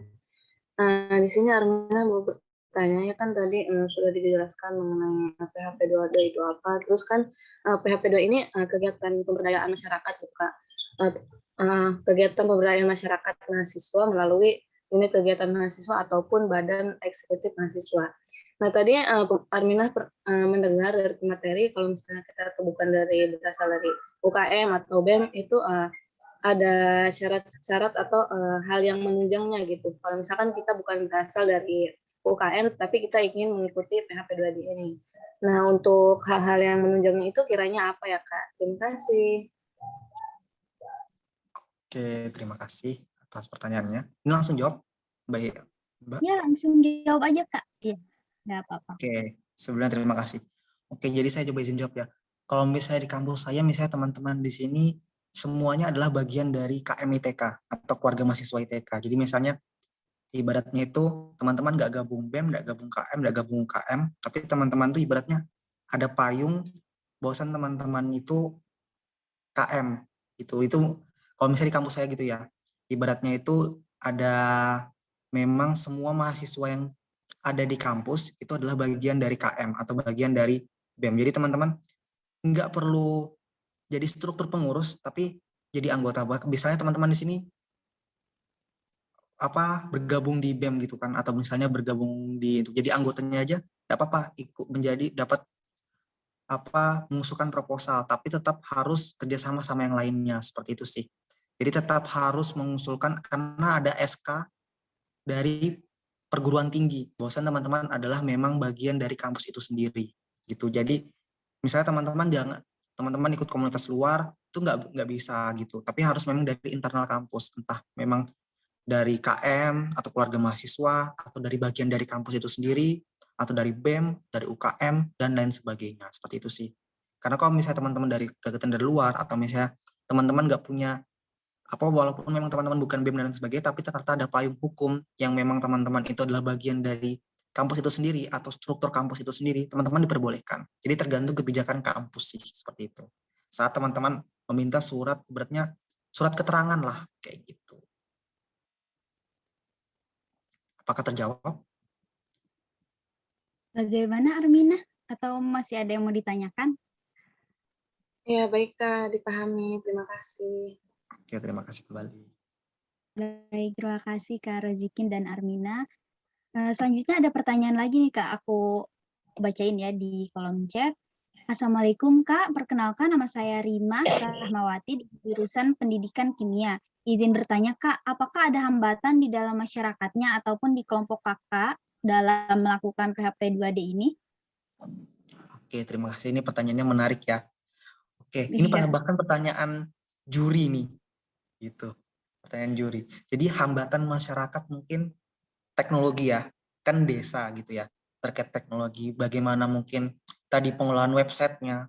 Kan dari kami merencanakan bahwa pembuatan website. Terus bagaimana sih mereka mengolah website seperti itu? Atau media sosial, mereka yang punya mereka sendiri seperti itu. Bagaimana harus juga makanya peran pemuda dari desa tersebut harus dilibatkan seperti itu. Jadi kita sosialisasinya juga bukan hanya kepada orang-orang yang ibaratnya tua atau misalnya tokoh masyarakatnya juga lah, tapi para peran pemudanya juga karena keberlanjutan. Terus bagaimana tadi terlebih saat kemarin tuh apalagi pandemi lagi naik-naiknya ya. Jadi gimana mereka untuk kami diskusi via Zoom, bahkan mereka dengar Zoom dan Google Meet aja baru gitu. Jadi mungkin yang rumahnya dekat sana sosialisasikan bagaimana penggunaan Zoom, bagaimana penggunaan Google Meet, bagaimana cara penggunaan internet bahkan seperti itu. Terus itu tadi dari segi desanya juga. Terus bagaimana cara mengumpulkan kan masyarakat desa berbagai macam pemikiran, berbagai macam masukan, ada yang mungkin mau menerima idenya atau bahkan ada yang enggak. Tapi jadi bagaimana untuk menyatukan, yang penting itu bagaimana teman-teman tidak takut untuk mengetuk pintu siapapun. Jadi jangan pernah takut ya. Teman-teman itu merasa itu baik, teman-teman merasa itu hal yang positif dan membangun desa, teman-teman coba ketuk pintunya perlahan gitu kan. Nggak mungkin teman-teman langsung misalnya masuk ke rumah orang ketuk keras-keras ibaratnya gitu ya gambarannya. Tapi ketuk pelan-pelan, assalamualaikum, jelaskan dengan pelan, nanti otomatis orang yang punya rumah itu akan membuka pelan-pelan dan akan berinteraksi dengan teman-teman gitu ya. Jadi filosofinya seperti itu. Terus kalau misalnya teman-teman kendala dalam tim sendiri mungkin tadi banyak orang, banyak kepala, banyak pemikiran. Terus juga tentunya banyak kegiatan-kegiatan yang misalnya 15 orang ini ada yang ikut juga kegiatan lain, ikut PKM atau misalnya ikut lomba ini itu. Nah, tergantung bagaimana teman-teman itu tadi gunanya leaders. Bagaimana teman-teman entah bisa mengatur waktu. Kalau waktu tuh saya kemarin tuh buat pakai Teams, Microsoft Teams, terus juga menggunakan Google Calendar untuk mengatur jadwal. Biasanya setiap hari Selasa di jam 9 malam atau di jam 8 malam kita rapat evaluasi atau rapat progres. Atau misalnya teman-teman, saya juga bagi job desk 15 orang ini enggak, teman-teman sudah kamu coba lakukan ini itu enggak kayak gitu, tapi dibagi-bagi tugasnya, entah ada yang di bagian dokumentasi, bagian administrasi tadi, terus kemudian di bagian eksekusi, bagian acara dan sebagainya. Teman-teman bagi tugas, entah bagian dokumentasi 3 orang atau 2 orang yang dokumentasiin. Nah itu kalian diberi kebebasan untuk bagaimana dokumentasi yang bagus seperti itu. Nanti tinggal di setiap hari Selasa atau misalnya 2 minggu sekali itu gunanya follow up. Jadi gitu, koordinasi sama tim itu yang paling pentingnya. Koordinasi atau misalnya teman-teman jangan sampai menghilang, misalnya saya ada kendala dan sebagainya, jangan sampai menghilang seperti itu. Kan ini juga salah satu ibaratnya apa ya, mahasiswa ya, saya juga pernah jadi mahasiswa soalnya. Jadi banyak kadang tiba-tiba ngilang nih, udah jadi tim tapi tiba-tiba ngilang karena kesibukan dan sebagainya. Atau nggak enak ngomong nih, aduh nggak enak nih pada apa lagi ada UAS atau lagi ada praktikum, misalnya gitu. Apalagi tadi dari kimia misalnya ada praktikum kimia nih, tapi nggak enak buat bilang ke ketua atau ke teman-temannya. Coba monggo dibilang aja ke rekan-rekannya, ini lagi ada praktek nih misalnya nggak bisa hadir, langsung terus terang, itu akan lebih ibaratnya kejelasan gitu. Jadi jangan sampai teman-teman tuh menutupi dirinya sendiri, karena di sini semuanya serba tim, bukan tentang individu. Kalau misalnya di sini nggak ada kalian atau nggak ada individu-individu itu, ya nggak akan terselesaikan acara atau kegiatan dari pengabdian itu sendiri. Seperti itu dari Mbak Aminah ya tadi. Iya, baik Kak. Terima kasih. Gimana Kak Rimah Rahmawati? Sudah terjawab belum?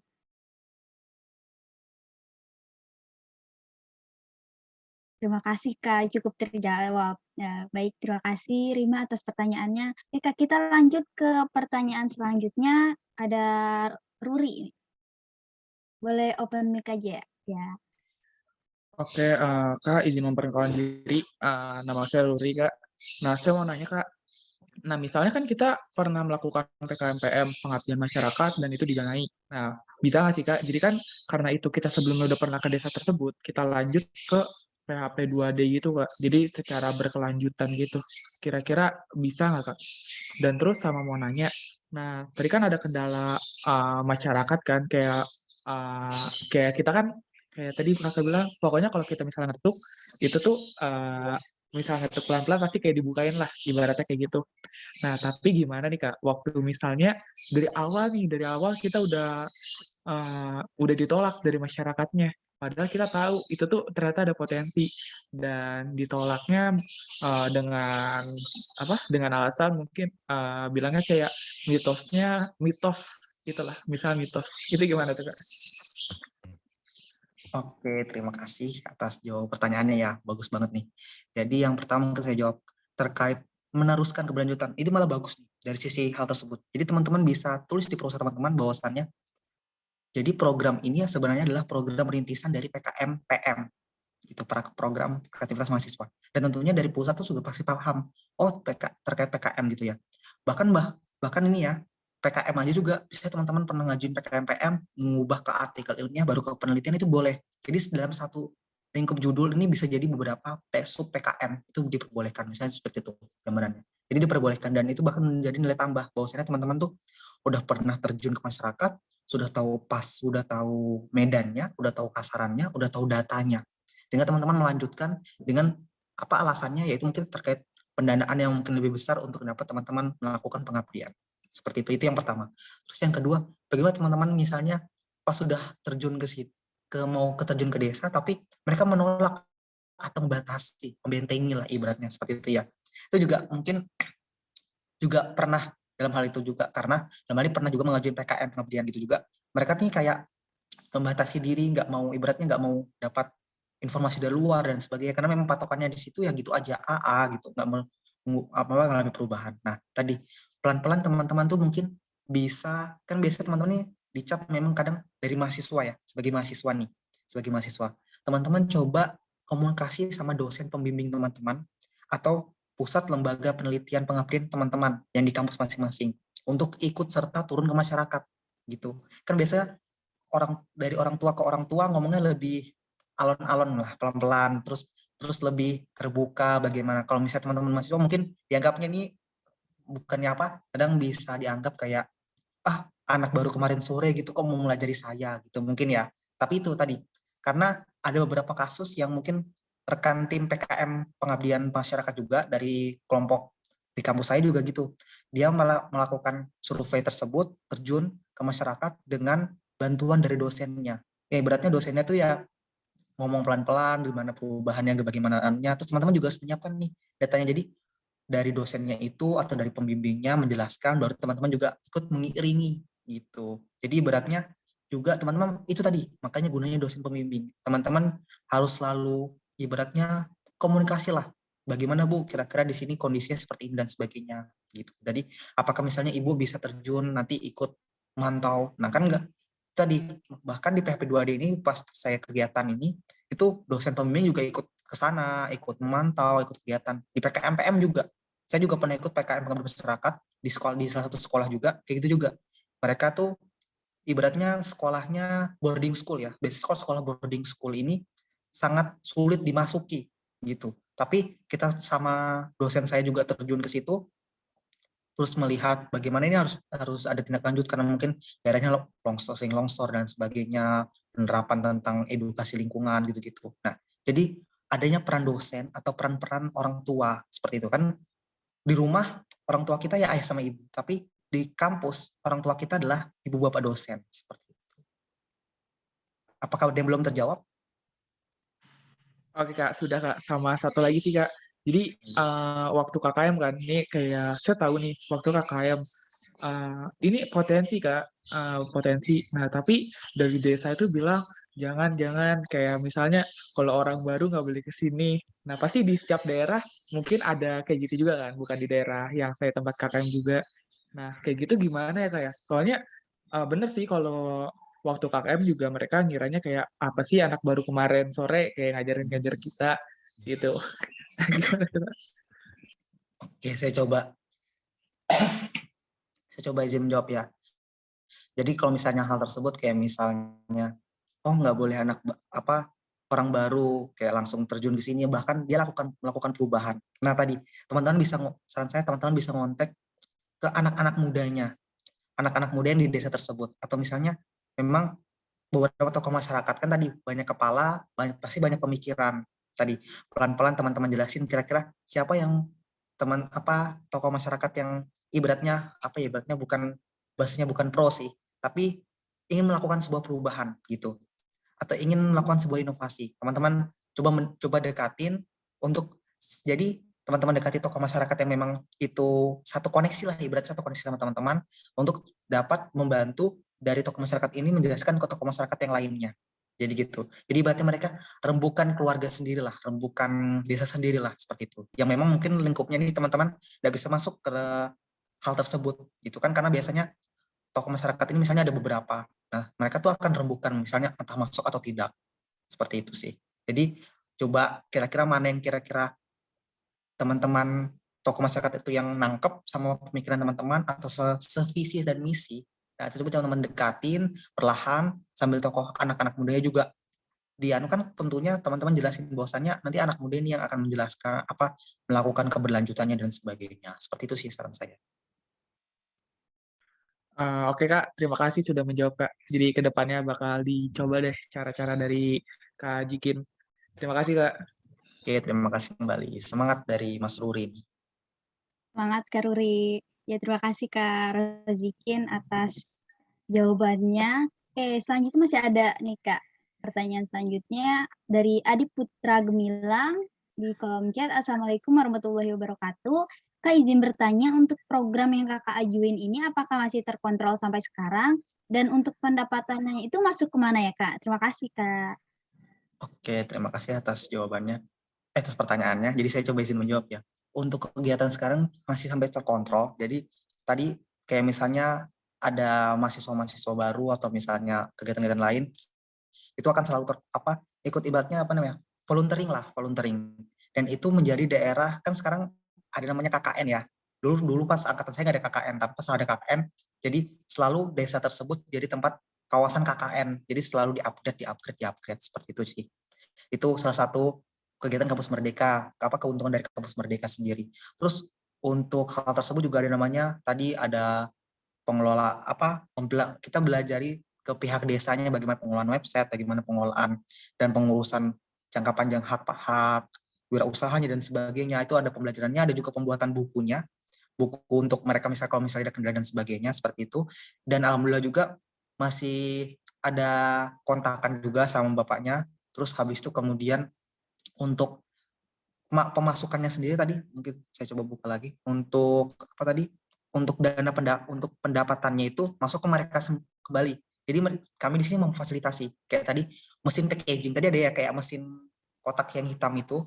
Nah, itu tadi kita hibahkan. Makanya dulu namanya adalah program hibah bina desa, PHBD. Sekarang PHP2D, program holistik pembinaan dan kebudayaan desa.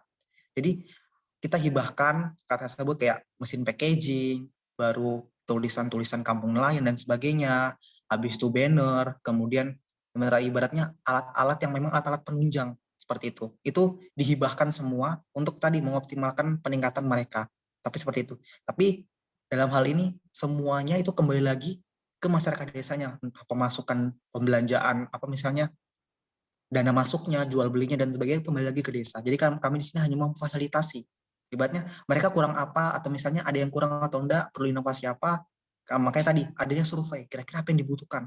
Kan kalau misalnya sebelumnya mereka tadi kan perikanan biasanya dari plastik doang ya, cuma plastik doang. Teman-teman mungkin coba sederhananya, teman-teman lihat cuma kepiting atau misalnya udang dan sebagainya dimasukin plastik doang, dijual misalnya cuma harganya 30.000. Tapi begitu ada packaging yang menarik warnanya, begitu rapi, pasti akan meningkat harganya. Yang nggak usah jauh-jauh dah restoran ya. Ini ibaratnya susu di warung 5.000. Tapi saat teman-teman ke restoran A, saat teman-teman ngeliat, wow gelasnya itu udah bagus, terus penataannya udah bagus, padahal susunya sama gitu, tapi harganya naik gitu. Ya kayak gitulah ibaratnya. Jadi semuanya tuh ada peningkatan nilai jual seperti itu sih. Itu apakah terjawab? Iya, baik Kak. Terima kasih. Bagaimana Adip? Apakah sudah terjawab? Atau mungkin masih ada yang mau ditanyain? Boleh banget nih teman-teman. Karena waktunya juga kita sampai jam 11 masih lama ya. Atau di Sudah sini terjawab. ada yang sudah pernah mengusung PKP 2D sebelumnya, atau kayak tadi Mas Ruri mengusungkan PKM pengabdian masyarakat? Bisa sharing-sharing juga mungkin. Ya, bagaimana nih teman-teman? Mungkin ada yang pernah PHP 2D, Atau PKM pengabdian masyarakat. ya biar sharing aja ya Kak.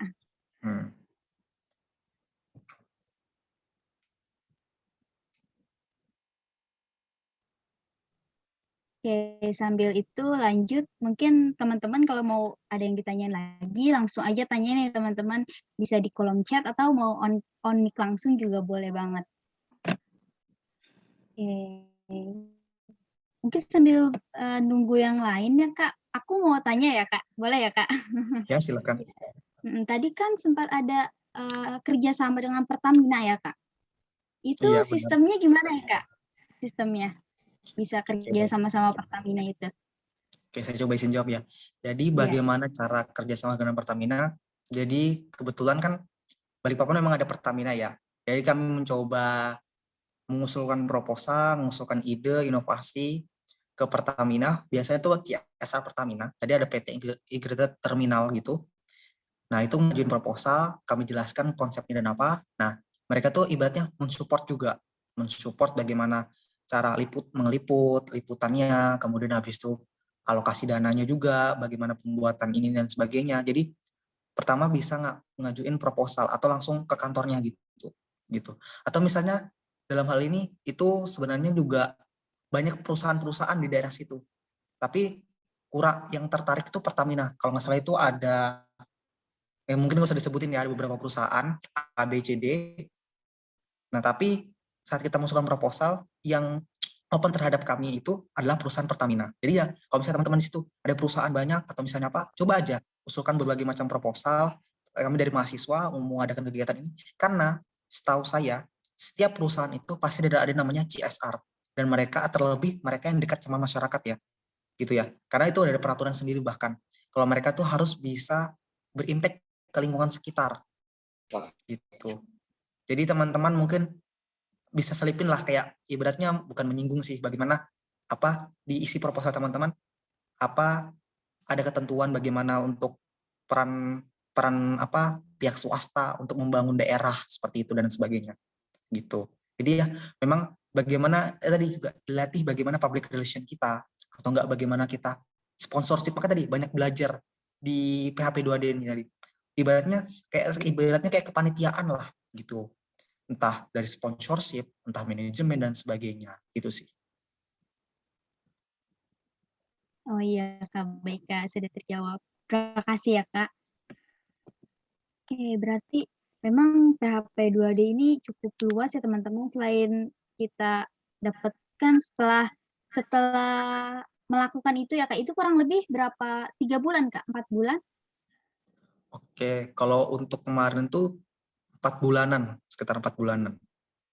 Nah, untuk 4 bulanan itu ya Kak. Nah, kan mungkin lanjut ya Kak, nggak apa-apa sambil nunggu Iya, yang nggak lain apa-apa. teman-teman Silakan. mau Kamu tanya. sharing-sharing. Iya. Berarti pas melakukan pemberdayaan itu Kak, atau ya membentuk itu ya, tadi kan Kakak banyak gitu ya di desa itu. Nah, itu kan 15 orang ya Kak? Iya, benar. 15 orang, itu apakah setiap hari terjun ke lapangan gitu ke desa tersebut? Kan kuliah kan kalau misalnya kuliah full kan benar-benar dari Senin sampai Jumat, atau kadang masih ada organisasi lagi, rapat lagi, itu bagaimana ya Kak?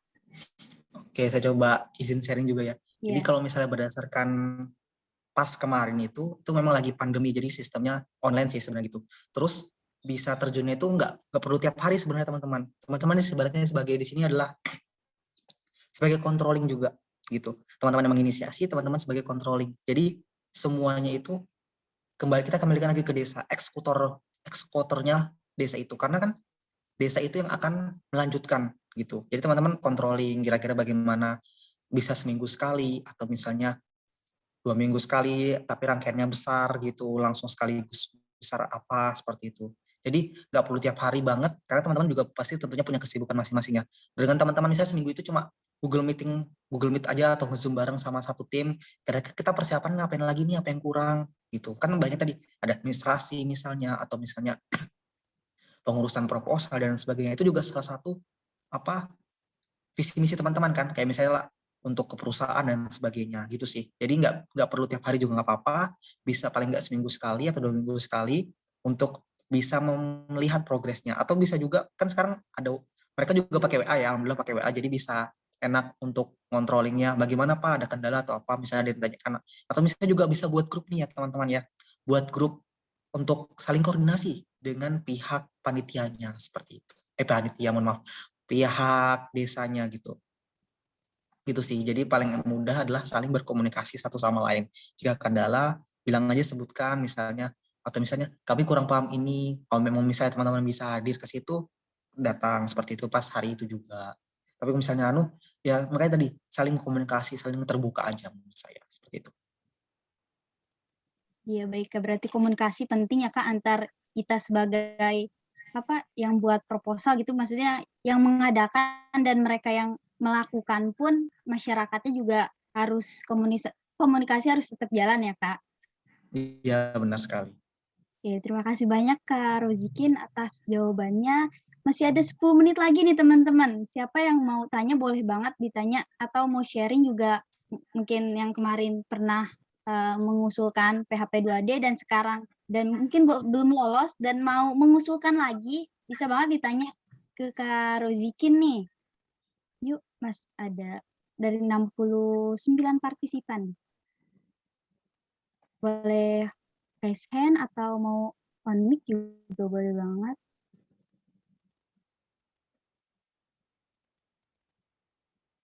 Oh, Nila. Oh iya, Nila. Dipersilahkan, Nila. Iya, terima kasih Kak Tia atas kesempatannya. Izin bertanya nih Kak Rozikin, kan tadi tuh di proposal ada pencantuman dana dan lain-lain gitu kan. Nah, kan pastinya ada tuh dana yang keluar sebelum dana itu dicairkan gitu tuh. Nah, itu tuh kira-kira kan kita mewakili UKM atau BEM kan. Nah, jadi pengeluaran itu tuh yang pengeluaran di awal-awal sebelum pencairan uang itu kira-kira keluarnya dari dana pribadi atau dari dana UKM atau BEM-nya itu sendiri gitu, Kak. Mungkin itu aja sih. Oke, terima kasih. Izin jawab langsung ya. Kayaknya Mbak Nila ini kayaknya bagian administrasi sering ya di UKM-nya ya. Oke. Kalau kemarin itu bisa teman-teman itu konsultasi sama dosen pembimbing teman-teman. Biasanya di setiap perguruan tinggi ada namanya dana talangan gitu. Itu setahu saya ada namanya dana talangan. Jadi teman-teman gunakan dana talangan dari kampus. Misalnya kalau misalnya itu cukup besar nih, misalnya sampai beberapa juta gitu. Minta ngajuin ke kampus untuk dana talangan untuk PHP 2D. Jadi seperti itu. Karena biasanya ada dana talangan atau dana-dana khusus buat kemahasiswaan atau buat pengabdian. Karena kalau bisa dibilang dana tersebut memang ada dan cukup besar nih teman-teman ya. Jadi makanya teman-teman tuh salah satu peran terutama perguruan tinggi, penelitian, pengajaran, dan pengabdian kepada masyarakat gitu. Jadi bisa menggunakan dana talangan di kampus. Atau misalnya teman-teman kalau misalnya itu tidak terlalu besar, itu pakai bisa dana pribadi dari UKM atau dari BEM, tapi sebenarnya alangkah baiknya memang dana talangan kampus biar arus masuk arus keluarnya tuh enak gitu. Kalau misalnya teman-teman dari dana pribadi kan takutnya lama dan sebagainya, karena biasanya memang kayak gitu saat kita udah diterima pendanaan, biasanya 2 bulan kemudian baru di approve dari pusat, ya kan biasanya baru di approve dari pusat, baru dikirimkan ke rekening PT. Jadi bukan rekening teman-teman ya, rekening PT. Jadi teman-teman tuh ada namanya proses pencairan. Jadi gitu. Nah mungkin kalau misalnya Mbak Nila terkait administrasi dan sebagainya nanti bisa kontak-kontakan paling sering berhubungan sama bagian keuangan, staf keuangan kampus lah. Nanti kan sudah dihafal sama staf keuangan kampus. Oh, ini ngapain, ini harus kayak gini, harus kayak gini, kayak gitu. Entah SPJ, LPJ, baru kadang ada kwitansi yang memang dari kampus. Kan kwitansi yang dari kampus beda juga kadang ya, misalnya biasanya. Biasa kwitansi dari perusahaan, dari tokonya, terus kwitansi dari kampus juga minta lagi sendiri, harus ngeprint sendiri, harus tanda tangan stempel lagi ke toko itu, terus juga harus kalau misalnya 1 juta harus pakai materai, lebih dari 1 juta dan sebagainya 500.000. Wah, itu sudah mahasiswa banget ya, sering permainan lagi sering main-main lagi ke toko itu untuk minta stempel, minta ini, minta itu. Nah, itu sudah ibaratnya kalau yang bagian sering, bahkan teman-teman yang enggak terjun di administrasi, itu nanti akan ada waktunya buat nganu kwitansi itu sendiri. Maksudnya untuk minta tanda tangan, minta nota dan sebagainya gitu. Jadi bisa ngajuin ke kampus terkait tanda tangan tersebut, atau misalnya bisa konsultasi ke dosen pembimbing terkait bagaimana apakah ada dana pengabdian masyarakat di kampus tersebut. Jadi tadi keterbukaan, kalau misalnya teman-teman nggak ada dana sama sekali di BEM atau KM-nya, karena dana yang dibutuhkan cukup besar, seperti itu. Itu saran dari saya. Apakah terjawab? Cukup terjawab. Baik, terima kasih Kak Rozikin atas jawabannya. Oke, mungkin buat teman-teman masih ada waktu nih yang mau tanya. Mumpung kita lagi sama ahlinya, sama Kak Rozikin yang bahkan PHP 2D-nya tuh tembus nominasi juga ya, keren banget. Mungkin mau tips dari Kak, tips atau trik tadi juga udah dibahas, atau mungkin mau lebih dalam tentang PHP 2D-nya itu sendiri, boleh banget ditanya. Oh ada dari KD Preset, Kak Dania. Boleh Kak, langsung ditanyakan saja. Oke, terima kasih atas kesempatannya, moderator. Izin bertanya kepada Kak Rozikin ya. Tadi kan sempat baca-baca juga ya panduannya bahwa ada beberapa mata kuliah yang memang bisa direkomendasikan untuk dikonversi seperti itu ya. Itu kalau dari pengalaman Kak Rozikin itu pernah dikonversi nggak sih? Dan contoh mata kuliah yang bisa dikonversi itu seperti apa? Itu sih dari Dania. Cukup sekian Kak, terima kasih. Oke, terima kasih. Oke, saya bisa jawab ya. Untuk mata kuliah itu bisa dikonversi, dan alhamdulillah pernah dikonversi, kalau nggak salah itu terkait mata kuliah pengembangan sumber daya manusia. Atau juga ada beberapa, bahkan di sini nanti teman-teman dilihat lagi konteks, misalnya teman-teman mungkin ada yang dari matematika, atau misalnya dari kimia, atau misalnya dari apa. Kalau misalnya itu bidang proposal teman-teman ini sesuai sama proposal teman-teman, misalnya teman-teman di sini terkait kimia misalnya, tapi terkait tentang pembuatan kitosan dan sebagainya, otomatis mungkin terkait material dan sebagainya, itu nanti akan dikonversi sesuai upgrade-nya prodi masing-masing bahkan. Jadi dari masing-masing. Tapi kalau biasanya paling umum tuh mata kuliah entrepreneur, mata kuliah pengembangan sumber daya manusia, mata kuliah kewirausahaan, atau misalnya mata kuliah umum. Kan sekarang kamu Merdeka nih ya, bisa ngambil mata kuliah di luar dari jurusan kita. Dan otomatis misalnya kita mata kuliah pilihan dan sebagainya itu bisa meningkatkan SKS kita kan, biar lebih cepat. Teman-teman di sini ada yang mau cepat lulus kan gitu. Nah itu mata kuliah umum, atau bahkan mata kuliah khusus gitu, mata kuliah khusus yang teman-teman bisa tingkatin lagi. Dan mungkin siapa tahu kan setiap tahun berubah-berubah ya. Terlebih sekarang misalnya contohnya mungkin misalnya PKM-nya sendiri ada seleksi tahap 1, seleksi pendanaan, bisa kalau PIMNAS. Jadi total 12 SKS. Dan kalau misalnya teman-teman di kampus teman-teman menerapkan sistem proposal itu sesuai dengan bidding linear, teman-teman kok anti sih? Tidak diwajibkan untuk seminar proposal. Nah, jadi tergantung kebijakan kampus masing-masing. Sebenarnya itu lagi. Jadi teman-teman harus terbuka sama hal tersebut. Kalau misalnya teman-teman sesuai sama bidang, tadi misalnya teman-teman di PHP 2D, atau misalnya terkait peningkatan material, atau ada manufaktur tadi misalnya kan kimia misalnya, atau misalnya terkait matematika untuk pengolahan data web dan sebagainya, informatika. Itu misalnya senior, teman-teman coba tanya ke dosennya untuk ngajuin biar teman-teman nggak seminar proposal gitu. Itu bisa. Tapi tetap harus seminar akhir ya biasanya. Gitu. Karena biasa seminar akhir itu harus tetap, tapi seminar proposal nggak perlu. Paling nggak seminar proposal sudah nilainya sudah A lah, seperti itu. Atau misalnya kemarin pas saya konversi tuh nilainya langsung A semuanya. Jadi ada 2 mata kuliah yaitu PSD, pengembangan sumber daya manusia sama kewirausahaan, itu langsung A. Jadi konversinya kalau nggak salah 5 SKS, kalau nggak salah seperti itu. Sekarang malah lebih banyak lagi. Karena pas di tahun saya tuh baru-baru mulainya proses kampus merdeka gitu. Jadi masih transisi lah ibaratnya. Sekarang kan sudah lebih terbuka ya, teman-teman udah lebih paham kampus merdeka seperti itu sih. Jadi makanya semangat teman-teman ngikut kegiatan di luar, banyak pengalaman, sekaligus nambah SKS juga. Itu sih dari saya. Apakah terjawab, Mbak Andania? Iya, terjawab banget. Jadi emang kalau misalnya dari jurusannya belum ada kebijakan kayak gitu, dari kitanya harus aktif ya kayak harus Iya, harus aktif. donasi dan mengajukan itu ke misalnya ke jurusan gitu. Kalau Dania sendiri kan dari biologi ya, kayak itu ada mata kuliah yang bioedupreneurship.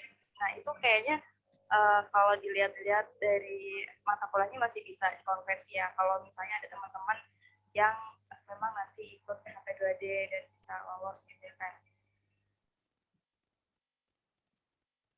Oke, ya benar sekali gitu. Jadi paling enggak 11-12 lah, itu selinier sama jurusannya. Oke, terima kasih jawabannya Kak Roziki. Sangat membantu sekali. Terima kasih. Ya, terima kasih juga Kak Dania. Oke, mungkin punten Karuri raise hand. Apakah kakak ya? Boleh Kak, boleh unmute. Oke, Kak sama mau nanya lagi nih Kak, tadi lupa. Emang bener gak sih Kak? Jadi saya pernah dengar dari univ lain, bukan cuma satu univ masalahnya. Katanya kalau misalnya kita proposal, kita udah bener nih proposalnya ngikutin panduan. Nah itu katanya ditolak. Katanya mereka ngeliat dari judulnya. Nah katanya misalnya sekali proposal itu ditolak, katanya jangan pakai judul yang itu lagi Kak. Maksudnya coba ganti daerah atau enggak ganti kayak misalnya tadinya pengembangan tas ganti ke pengembangan apa gitu, bener nggak tuh Kak? Apa cuma mitos tuh? Oke, saya coba izin jawab ya Mas Ruri ya. Jadi ini ya benar kata Mas Ruri, itu sering dengar ya, mitos dan fakta hampir kurang lebih lah itu ya. Jadi sebenarnya tuh untuk proposal segitu banyak yang juri lihat, itu sebenarnya judul yang teman-teman dilihat paling utama. Judulnya menarik atau enggak, menjual atau enggak, dan terjelaskan atau tidak. Makanya saya bilang tadi, saat teman-teman buat proposal, jangan hanya pakem tulisan full, tulisan semua. Makanya tadi saya bilang harus ada roadmap-nya, dibuat desainnya. Makanya paling enggak ada yang desain-desain lah menarik, atau buat diagram, gambarkan diagram flowchart metodenya bagaimana. Itu yang harus teman-teman sampaikan. Terus jangan tulisan juga, tulisan opini kayak misalnya, jadi misalnya kondisi masyarakat di desa ini sangat minim antara literasi yang kurang, misalnya kayak gitu. Tapi teman-teman masukkan data. Di desa ini sangat minim literasi, di mana dari 10 dari 15 orang yang hanya bisa membaca. Masukkan data-data kuantitatif atau data-data angka atau sumber-sumber yang terpercaya. Itu tipsnya lah ya. Terus tadi masukkan visual desain yang bisa dibaca juri, karena juri itu kan ibaratnya langsung baca cepat ya, screening cepat ya. Oh ini bagus nih, oh isinya kayak gini. Tapi sebelum itu teman-teman dari judulnya, biasanya seleksi judul dulu sih. Oh judulnya ini kayaknya bagus, layak untuk lebih lanjut lagi. Terus misalnya kalau judulnya itu teman-teman judulnya A, terus teman-teman ajuin lagi tahun depannya lagi, itu akan kemungkinan akan terbaca oleh sistem. Jadi otomatis teman-teman remake lagi, kolaborasi lagi, entah metodenya diubah atau misalnya sasarannya diubah. Kalau menurut teman-teman itu bagus idenya tapi ternyata belum lolos, coba ajukan lagi. Karena pernah saya ngajuin proposal penelitian, itu inovasinya sama tentang komposit, misalnya komposit, tapi bahannya itu yang saya bedain, atau misalnya metode dari sebenarnya judulnya itu hampir-hampir sama, cuma ya lebih ilmiah dikit lah. Oh ternyata kayaknya ada kata-kata ilmiah yang mungkin selama setahun teman-teman belajar, ada kata ilmiah teman-teman pelajari, teman-teman masukin di judul itu. Nah itu yang biar menarik seperti itu. Apakah terjawab Mas Ruri? Oke Kak, terima kasih Kak sudah menjawab Kak. Ya, baik. Terima kasih Kak Ruri atas pertanyaannya dan Kak Rozikin atas jawabannya. Terima kasih banyak. Oke, sekarang udah pukul 11.00, pas banget kalau di saya. Kalau di Kak Rozikin, di sana jam berapa, Kak? Jam 12. Beda sejam di sini. Oh iya, beda sejam ya.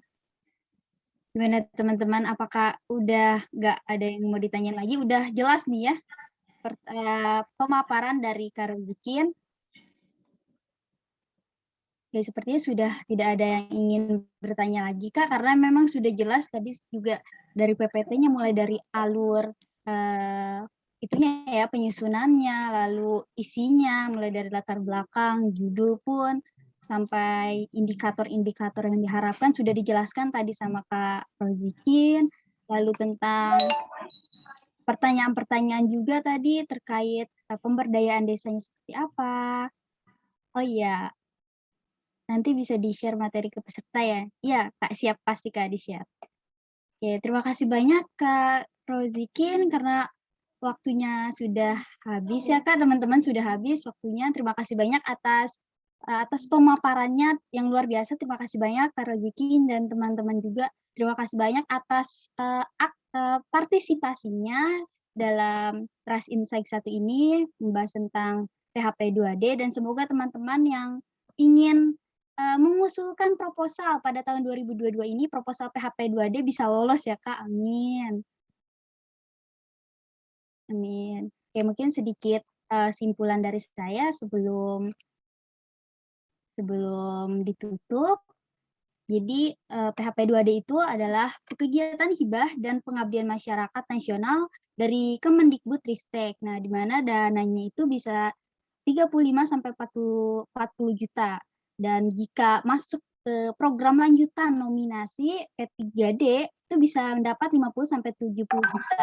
Dan itu cukup, ya bukan cukup, tapi itu sangat besar ya teman-teman untuk kita mahasiswa mengelola uang sebesar itu ya, dan bisa terjun ke masyarakat, merangkul masyarakat itu, di mana PHP 2D ini juga yang mengusulkan harus tergabung dalam keorganisasian ataupun UKM ya teman-teman. Lalu tadi juga sudah dijelaskan ada ruang lingkup proposalnya, jadi teman-teman bisa mengambil apapun tema ya ruang lingkup, seperti tadi ada pendidikan yang sudah dijelaskan oleh Kak Rozikin, lalu ada kemiskinan, pengentasan kemiskinan, lalu ada kesehatan, pariwisata, dan banyak sekali. Teman-teman bisa disesuaikan dengan daerah teman-teman, khususnya di Banten ya, apa aja potensi-potensi yang bisa, potensi-potensi di desa yang bisa kita berdayakan gitu, untuk kita angkat potensinya gitu. Dan jangan lupa juga untuk penyusunan proposal PHP 2D ini mengutamakan kualitas ide ya teman-teman, ide, kreativitas, dan inovasi dalam mengusulkan PHP 2D ini. PHP 2D ini teman-teman. Jadi itulah tadi yang bisa saya simpulkan terkait pemaparan materi pada pagi hari ini. Oke, karena kita sudah di penghujung acara ya, terima kasih banyak teman-teman atas partisipasinya. Terima kasih juga Kak Rozikin telah memaparkan dengan materi dengan sangat luar biasa. Saya Tia Nurislamia selaku moderator pada acara Trust Insight 1, pamit undur diri. Mohon maaf apabila terdapat kekurangan dan kesalahan. Wassalamualaikum warahmatullahi wabarakatuh. Waalaikumsalam warahmatullahi wabarakatuh. Terima kasih, Kak. Terima kasih, sama-sama. Oh iya, untuk selanjutnya mungkin bisa ditampilkan penyerahan sertifikat ya, PDD kepada Kak Rozikin. Guys, tadi barusan diinformasiin Kak Rozikin lagi di luar, baterainya habis. Oh iya. Oke. Bentar, gue screenshot aja deh. Oke, udah.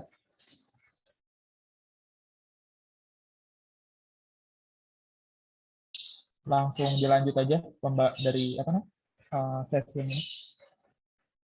Baiklah, setelah penyerahan sertifikat, dilanjut kepada saya berikan lagi kepada MC.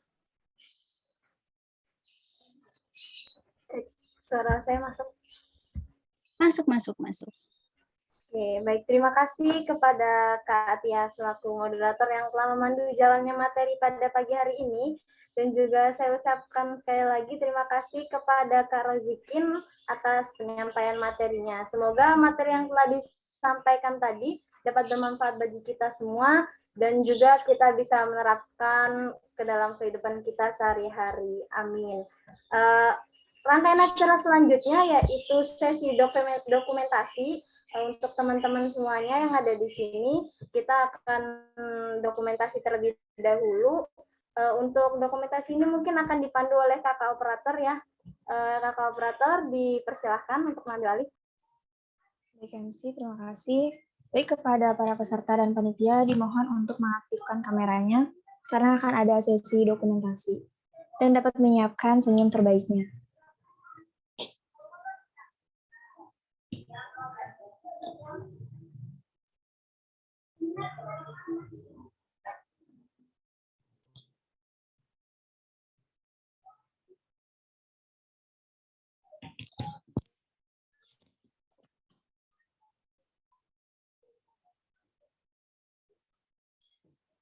Baik, di sini ada 3 slide. Kita mulai dari slide pertama ya dalam hitungan ketiga.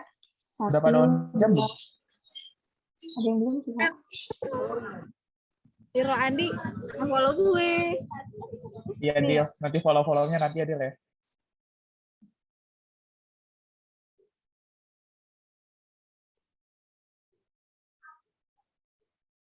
Yuk, on cam yuk yang lain yuk. Yuk on cam yuk teman-teman. Oh iya, no. Jangan lupa isi absennya ya.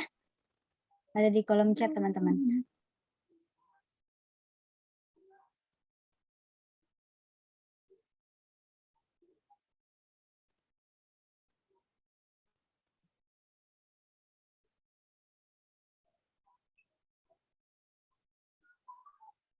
Oke, langsung aja kita dokumentasinya. Di sini ada 3 slide, mulai dari slide pertama. 1, 2, 3. Slide kedua. 1, 2, 3. Dan slide ketiga. Baik, acara dokumentasi telah selesai. Terima kasih kepada para peserta. Saya kembalikan kepada MC. Baik, terima kasih Kakak Operator. Meningkat acara yang selanjutnya yaitu pembacaan doa, dan pembacaan doa ini akan dibacakan oleh Kak Suhaidi. Apa Kak Suhaidi ada di room? Ya Kak, ada. Oke, kita silakan. Bismillahirrahmanirrahim. Assalamualaikum warahmatullahi wabarakatuh. Waalaikumsalam warahmatullahi wabarakatuh. Ya Allah, ya Hayyu, ya Qayyum, ya Dzal Jalali wal Ikram. Allahumma shalli ala Sayyidina Muhammadin fil awwalin wal akhirin wa barik wa sallim. Wa radiyallahu ta'ala an kulli sahabati Rasulillahi ajma'in.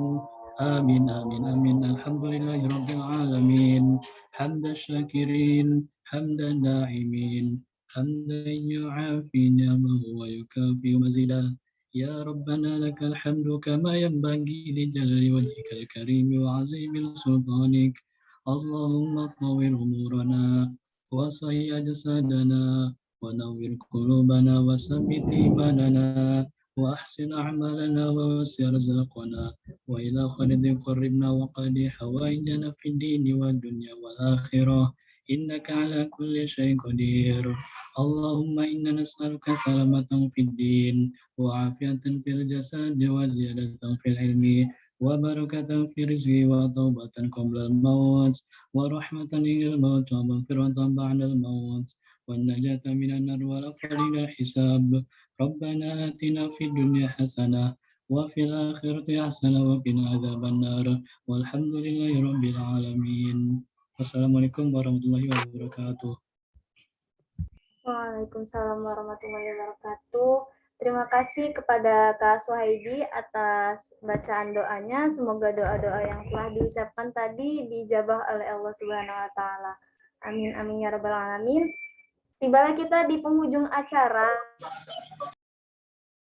hari ini. Marilah kita sama-sama tutup acara pada hari ini dengan sama-sama melafadzkan hamdalah. Rabbil alamin. Terima kasih kepada teman-teman yang telah berkenan hadir sampai ujung acara. luar biasa sekali ya antusiasnya. Tadi saya ngelihat sekitar ada 70 orang yang sudah berpartisipasi, walaupun sampai akhir ini cuma tersisa 52 orang. Dan saya himbau lagi kepada teman-teman, jangan lupa untuk mengisi presensi yang ada di kolom chat. Dan sebelum live, jangan lupa absen terlebih dahulu. Mungkin itu saja, saya Nila Sari selaku MC, pamit undur diri. Mohon maaf apabila ada salah-salah kata, kurang dan lebihnya mohon dimaafkan. Wassalamualaikum warahmatullahi wabarakatuh. Waalaikumsalam warahmatullahi wabarakatuh. Terima kasih. Absen jangan lupa ya. Buat surat organisasi kalian kalau misalnya beasiswa.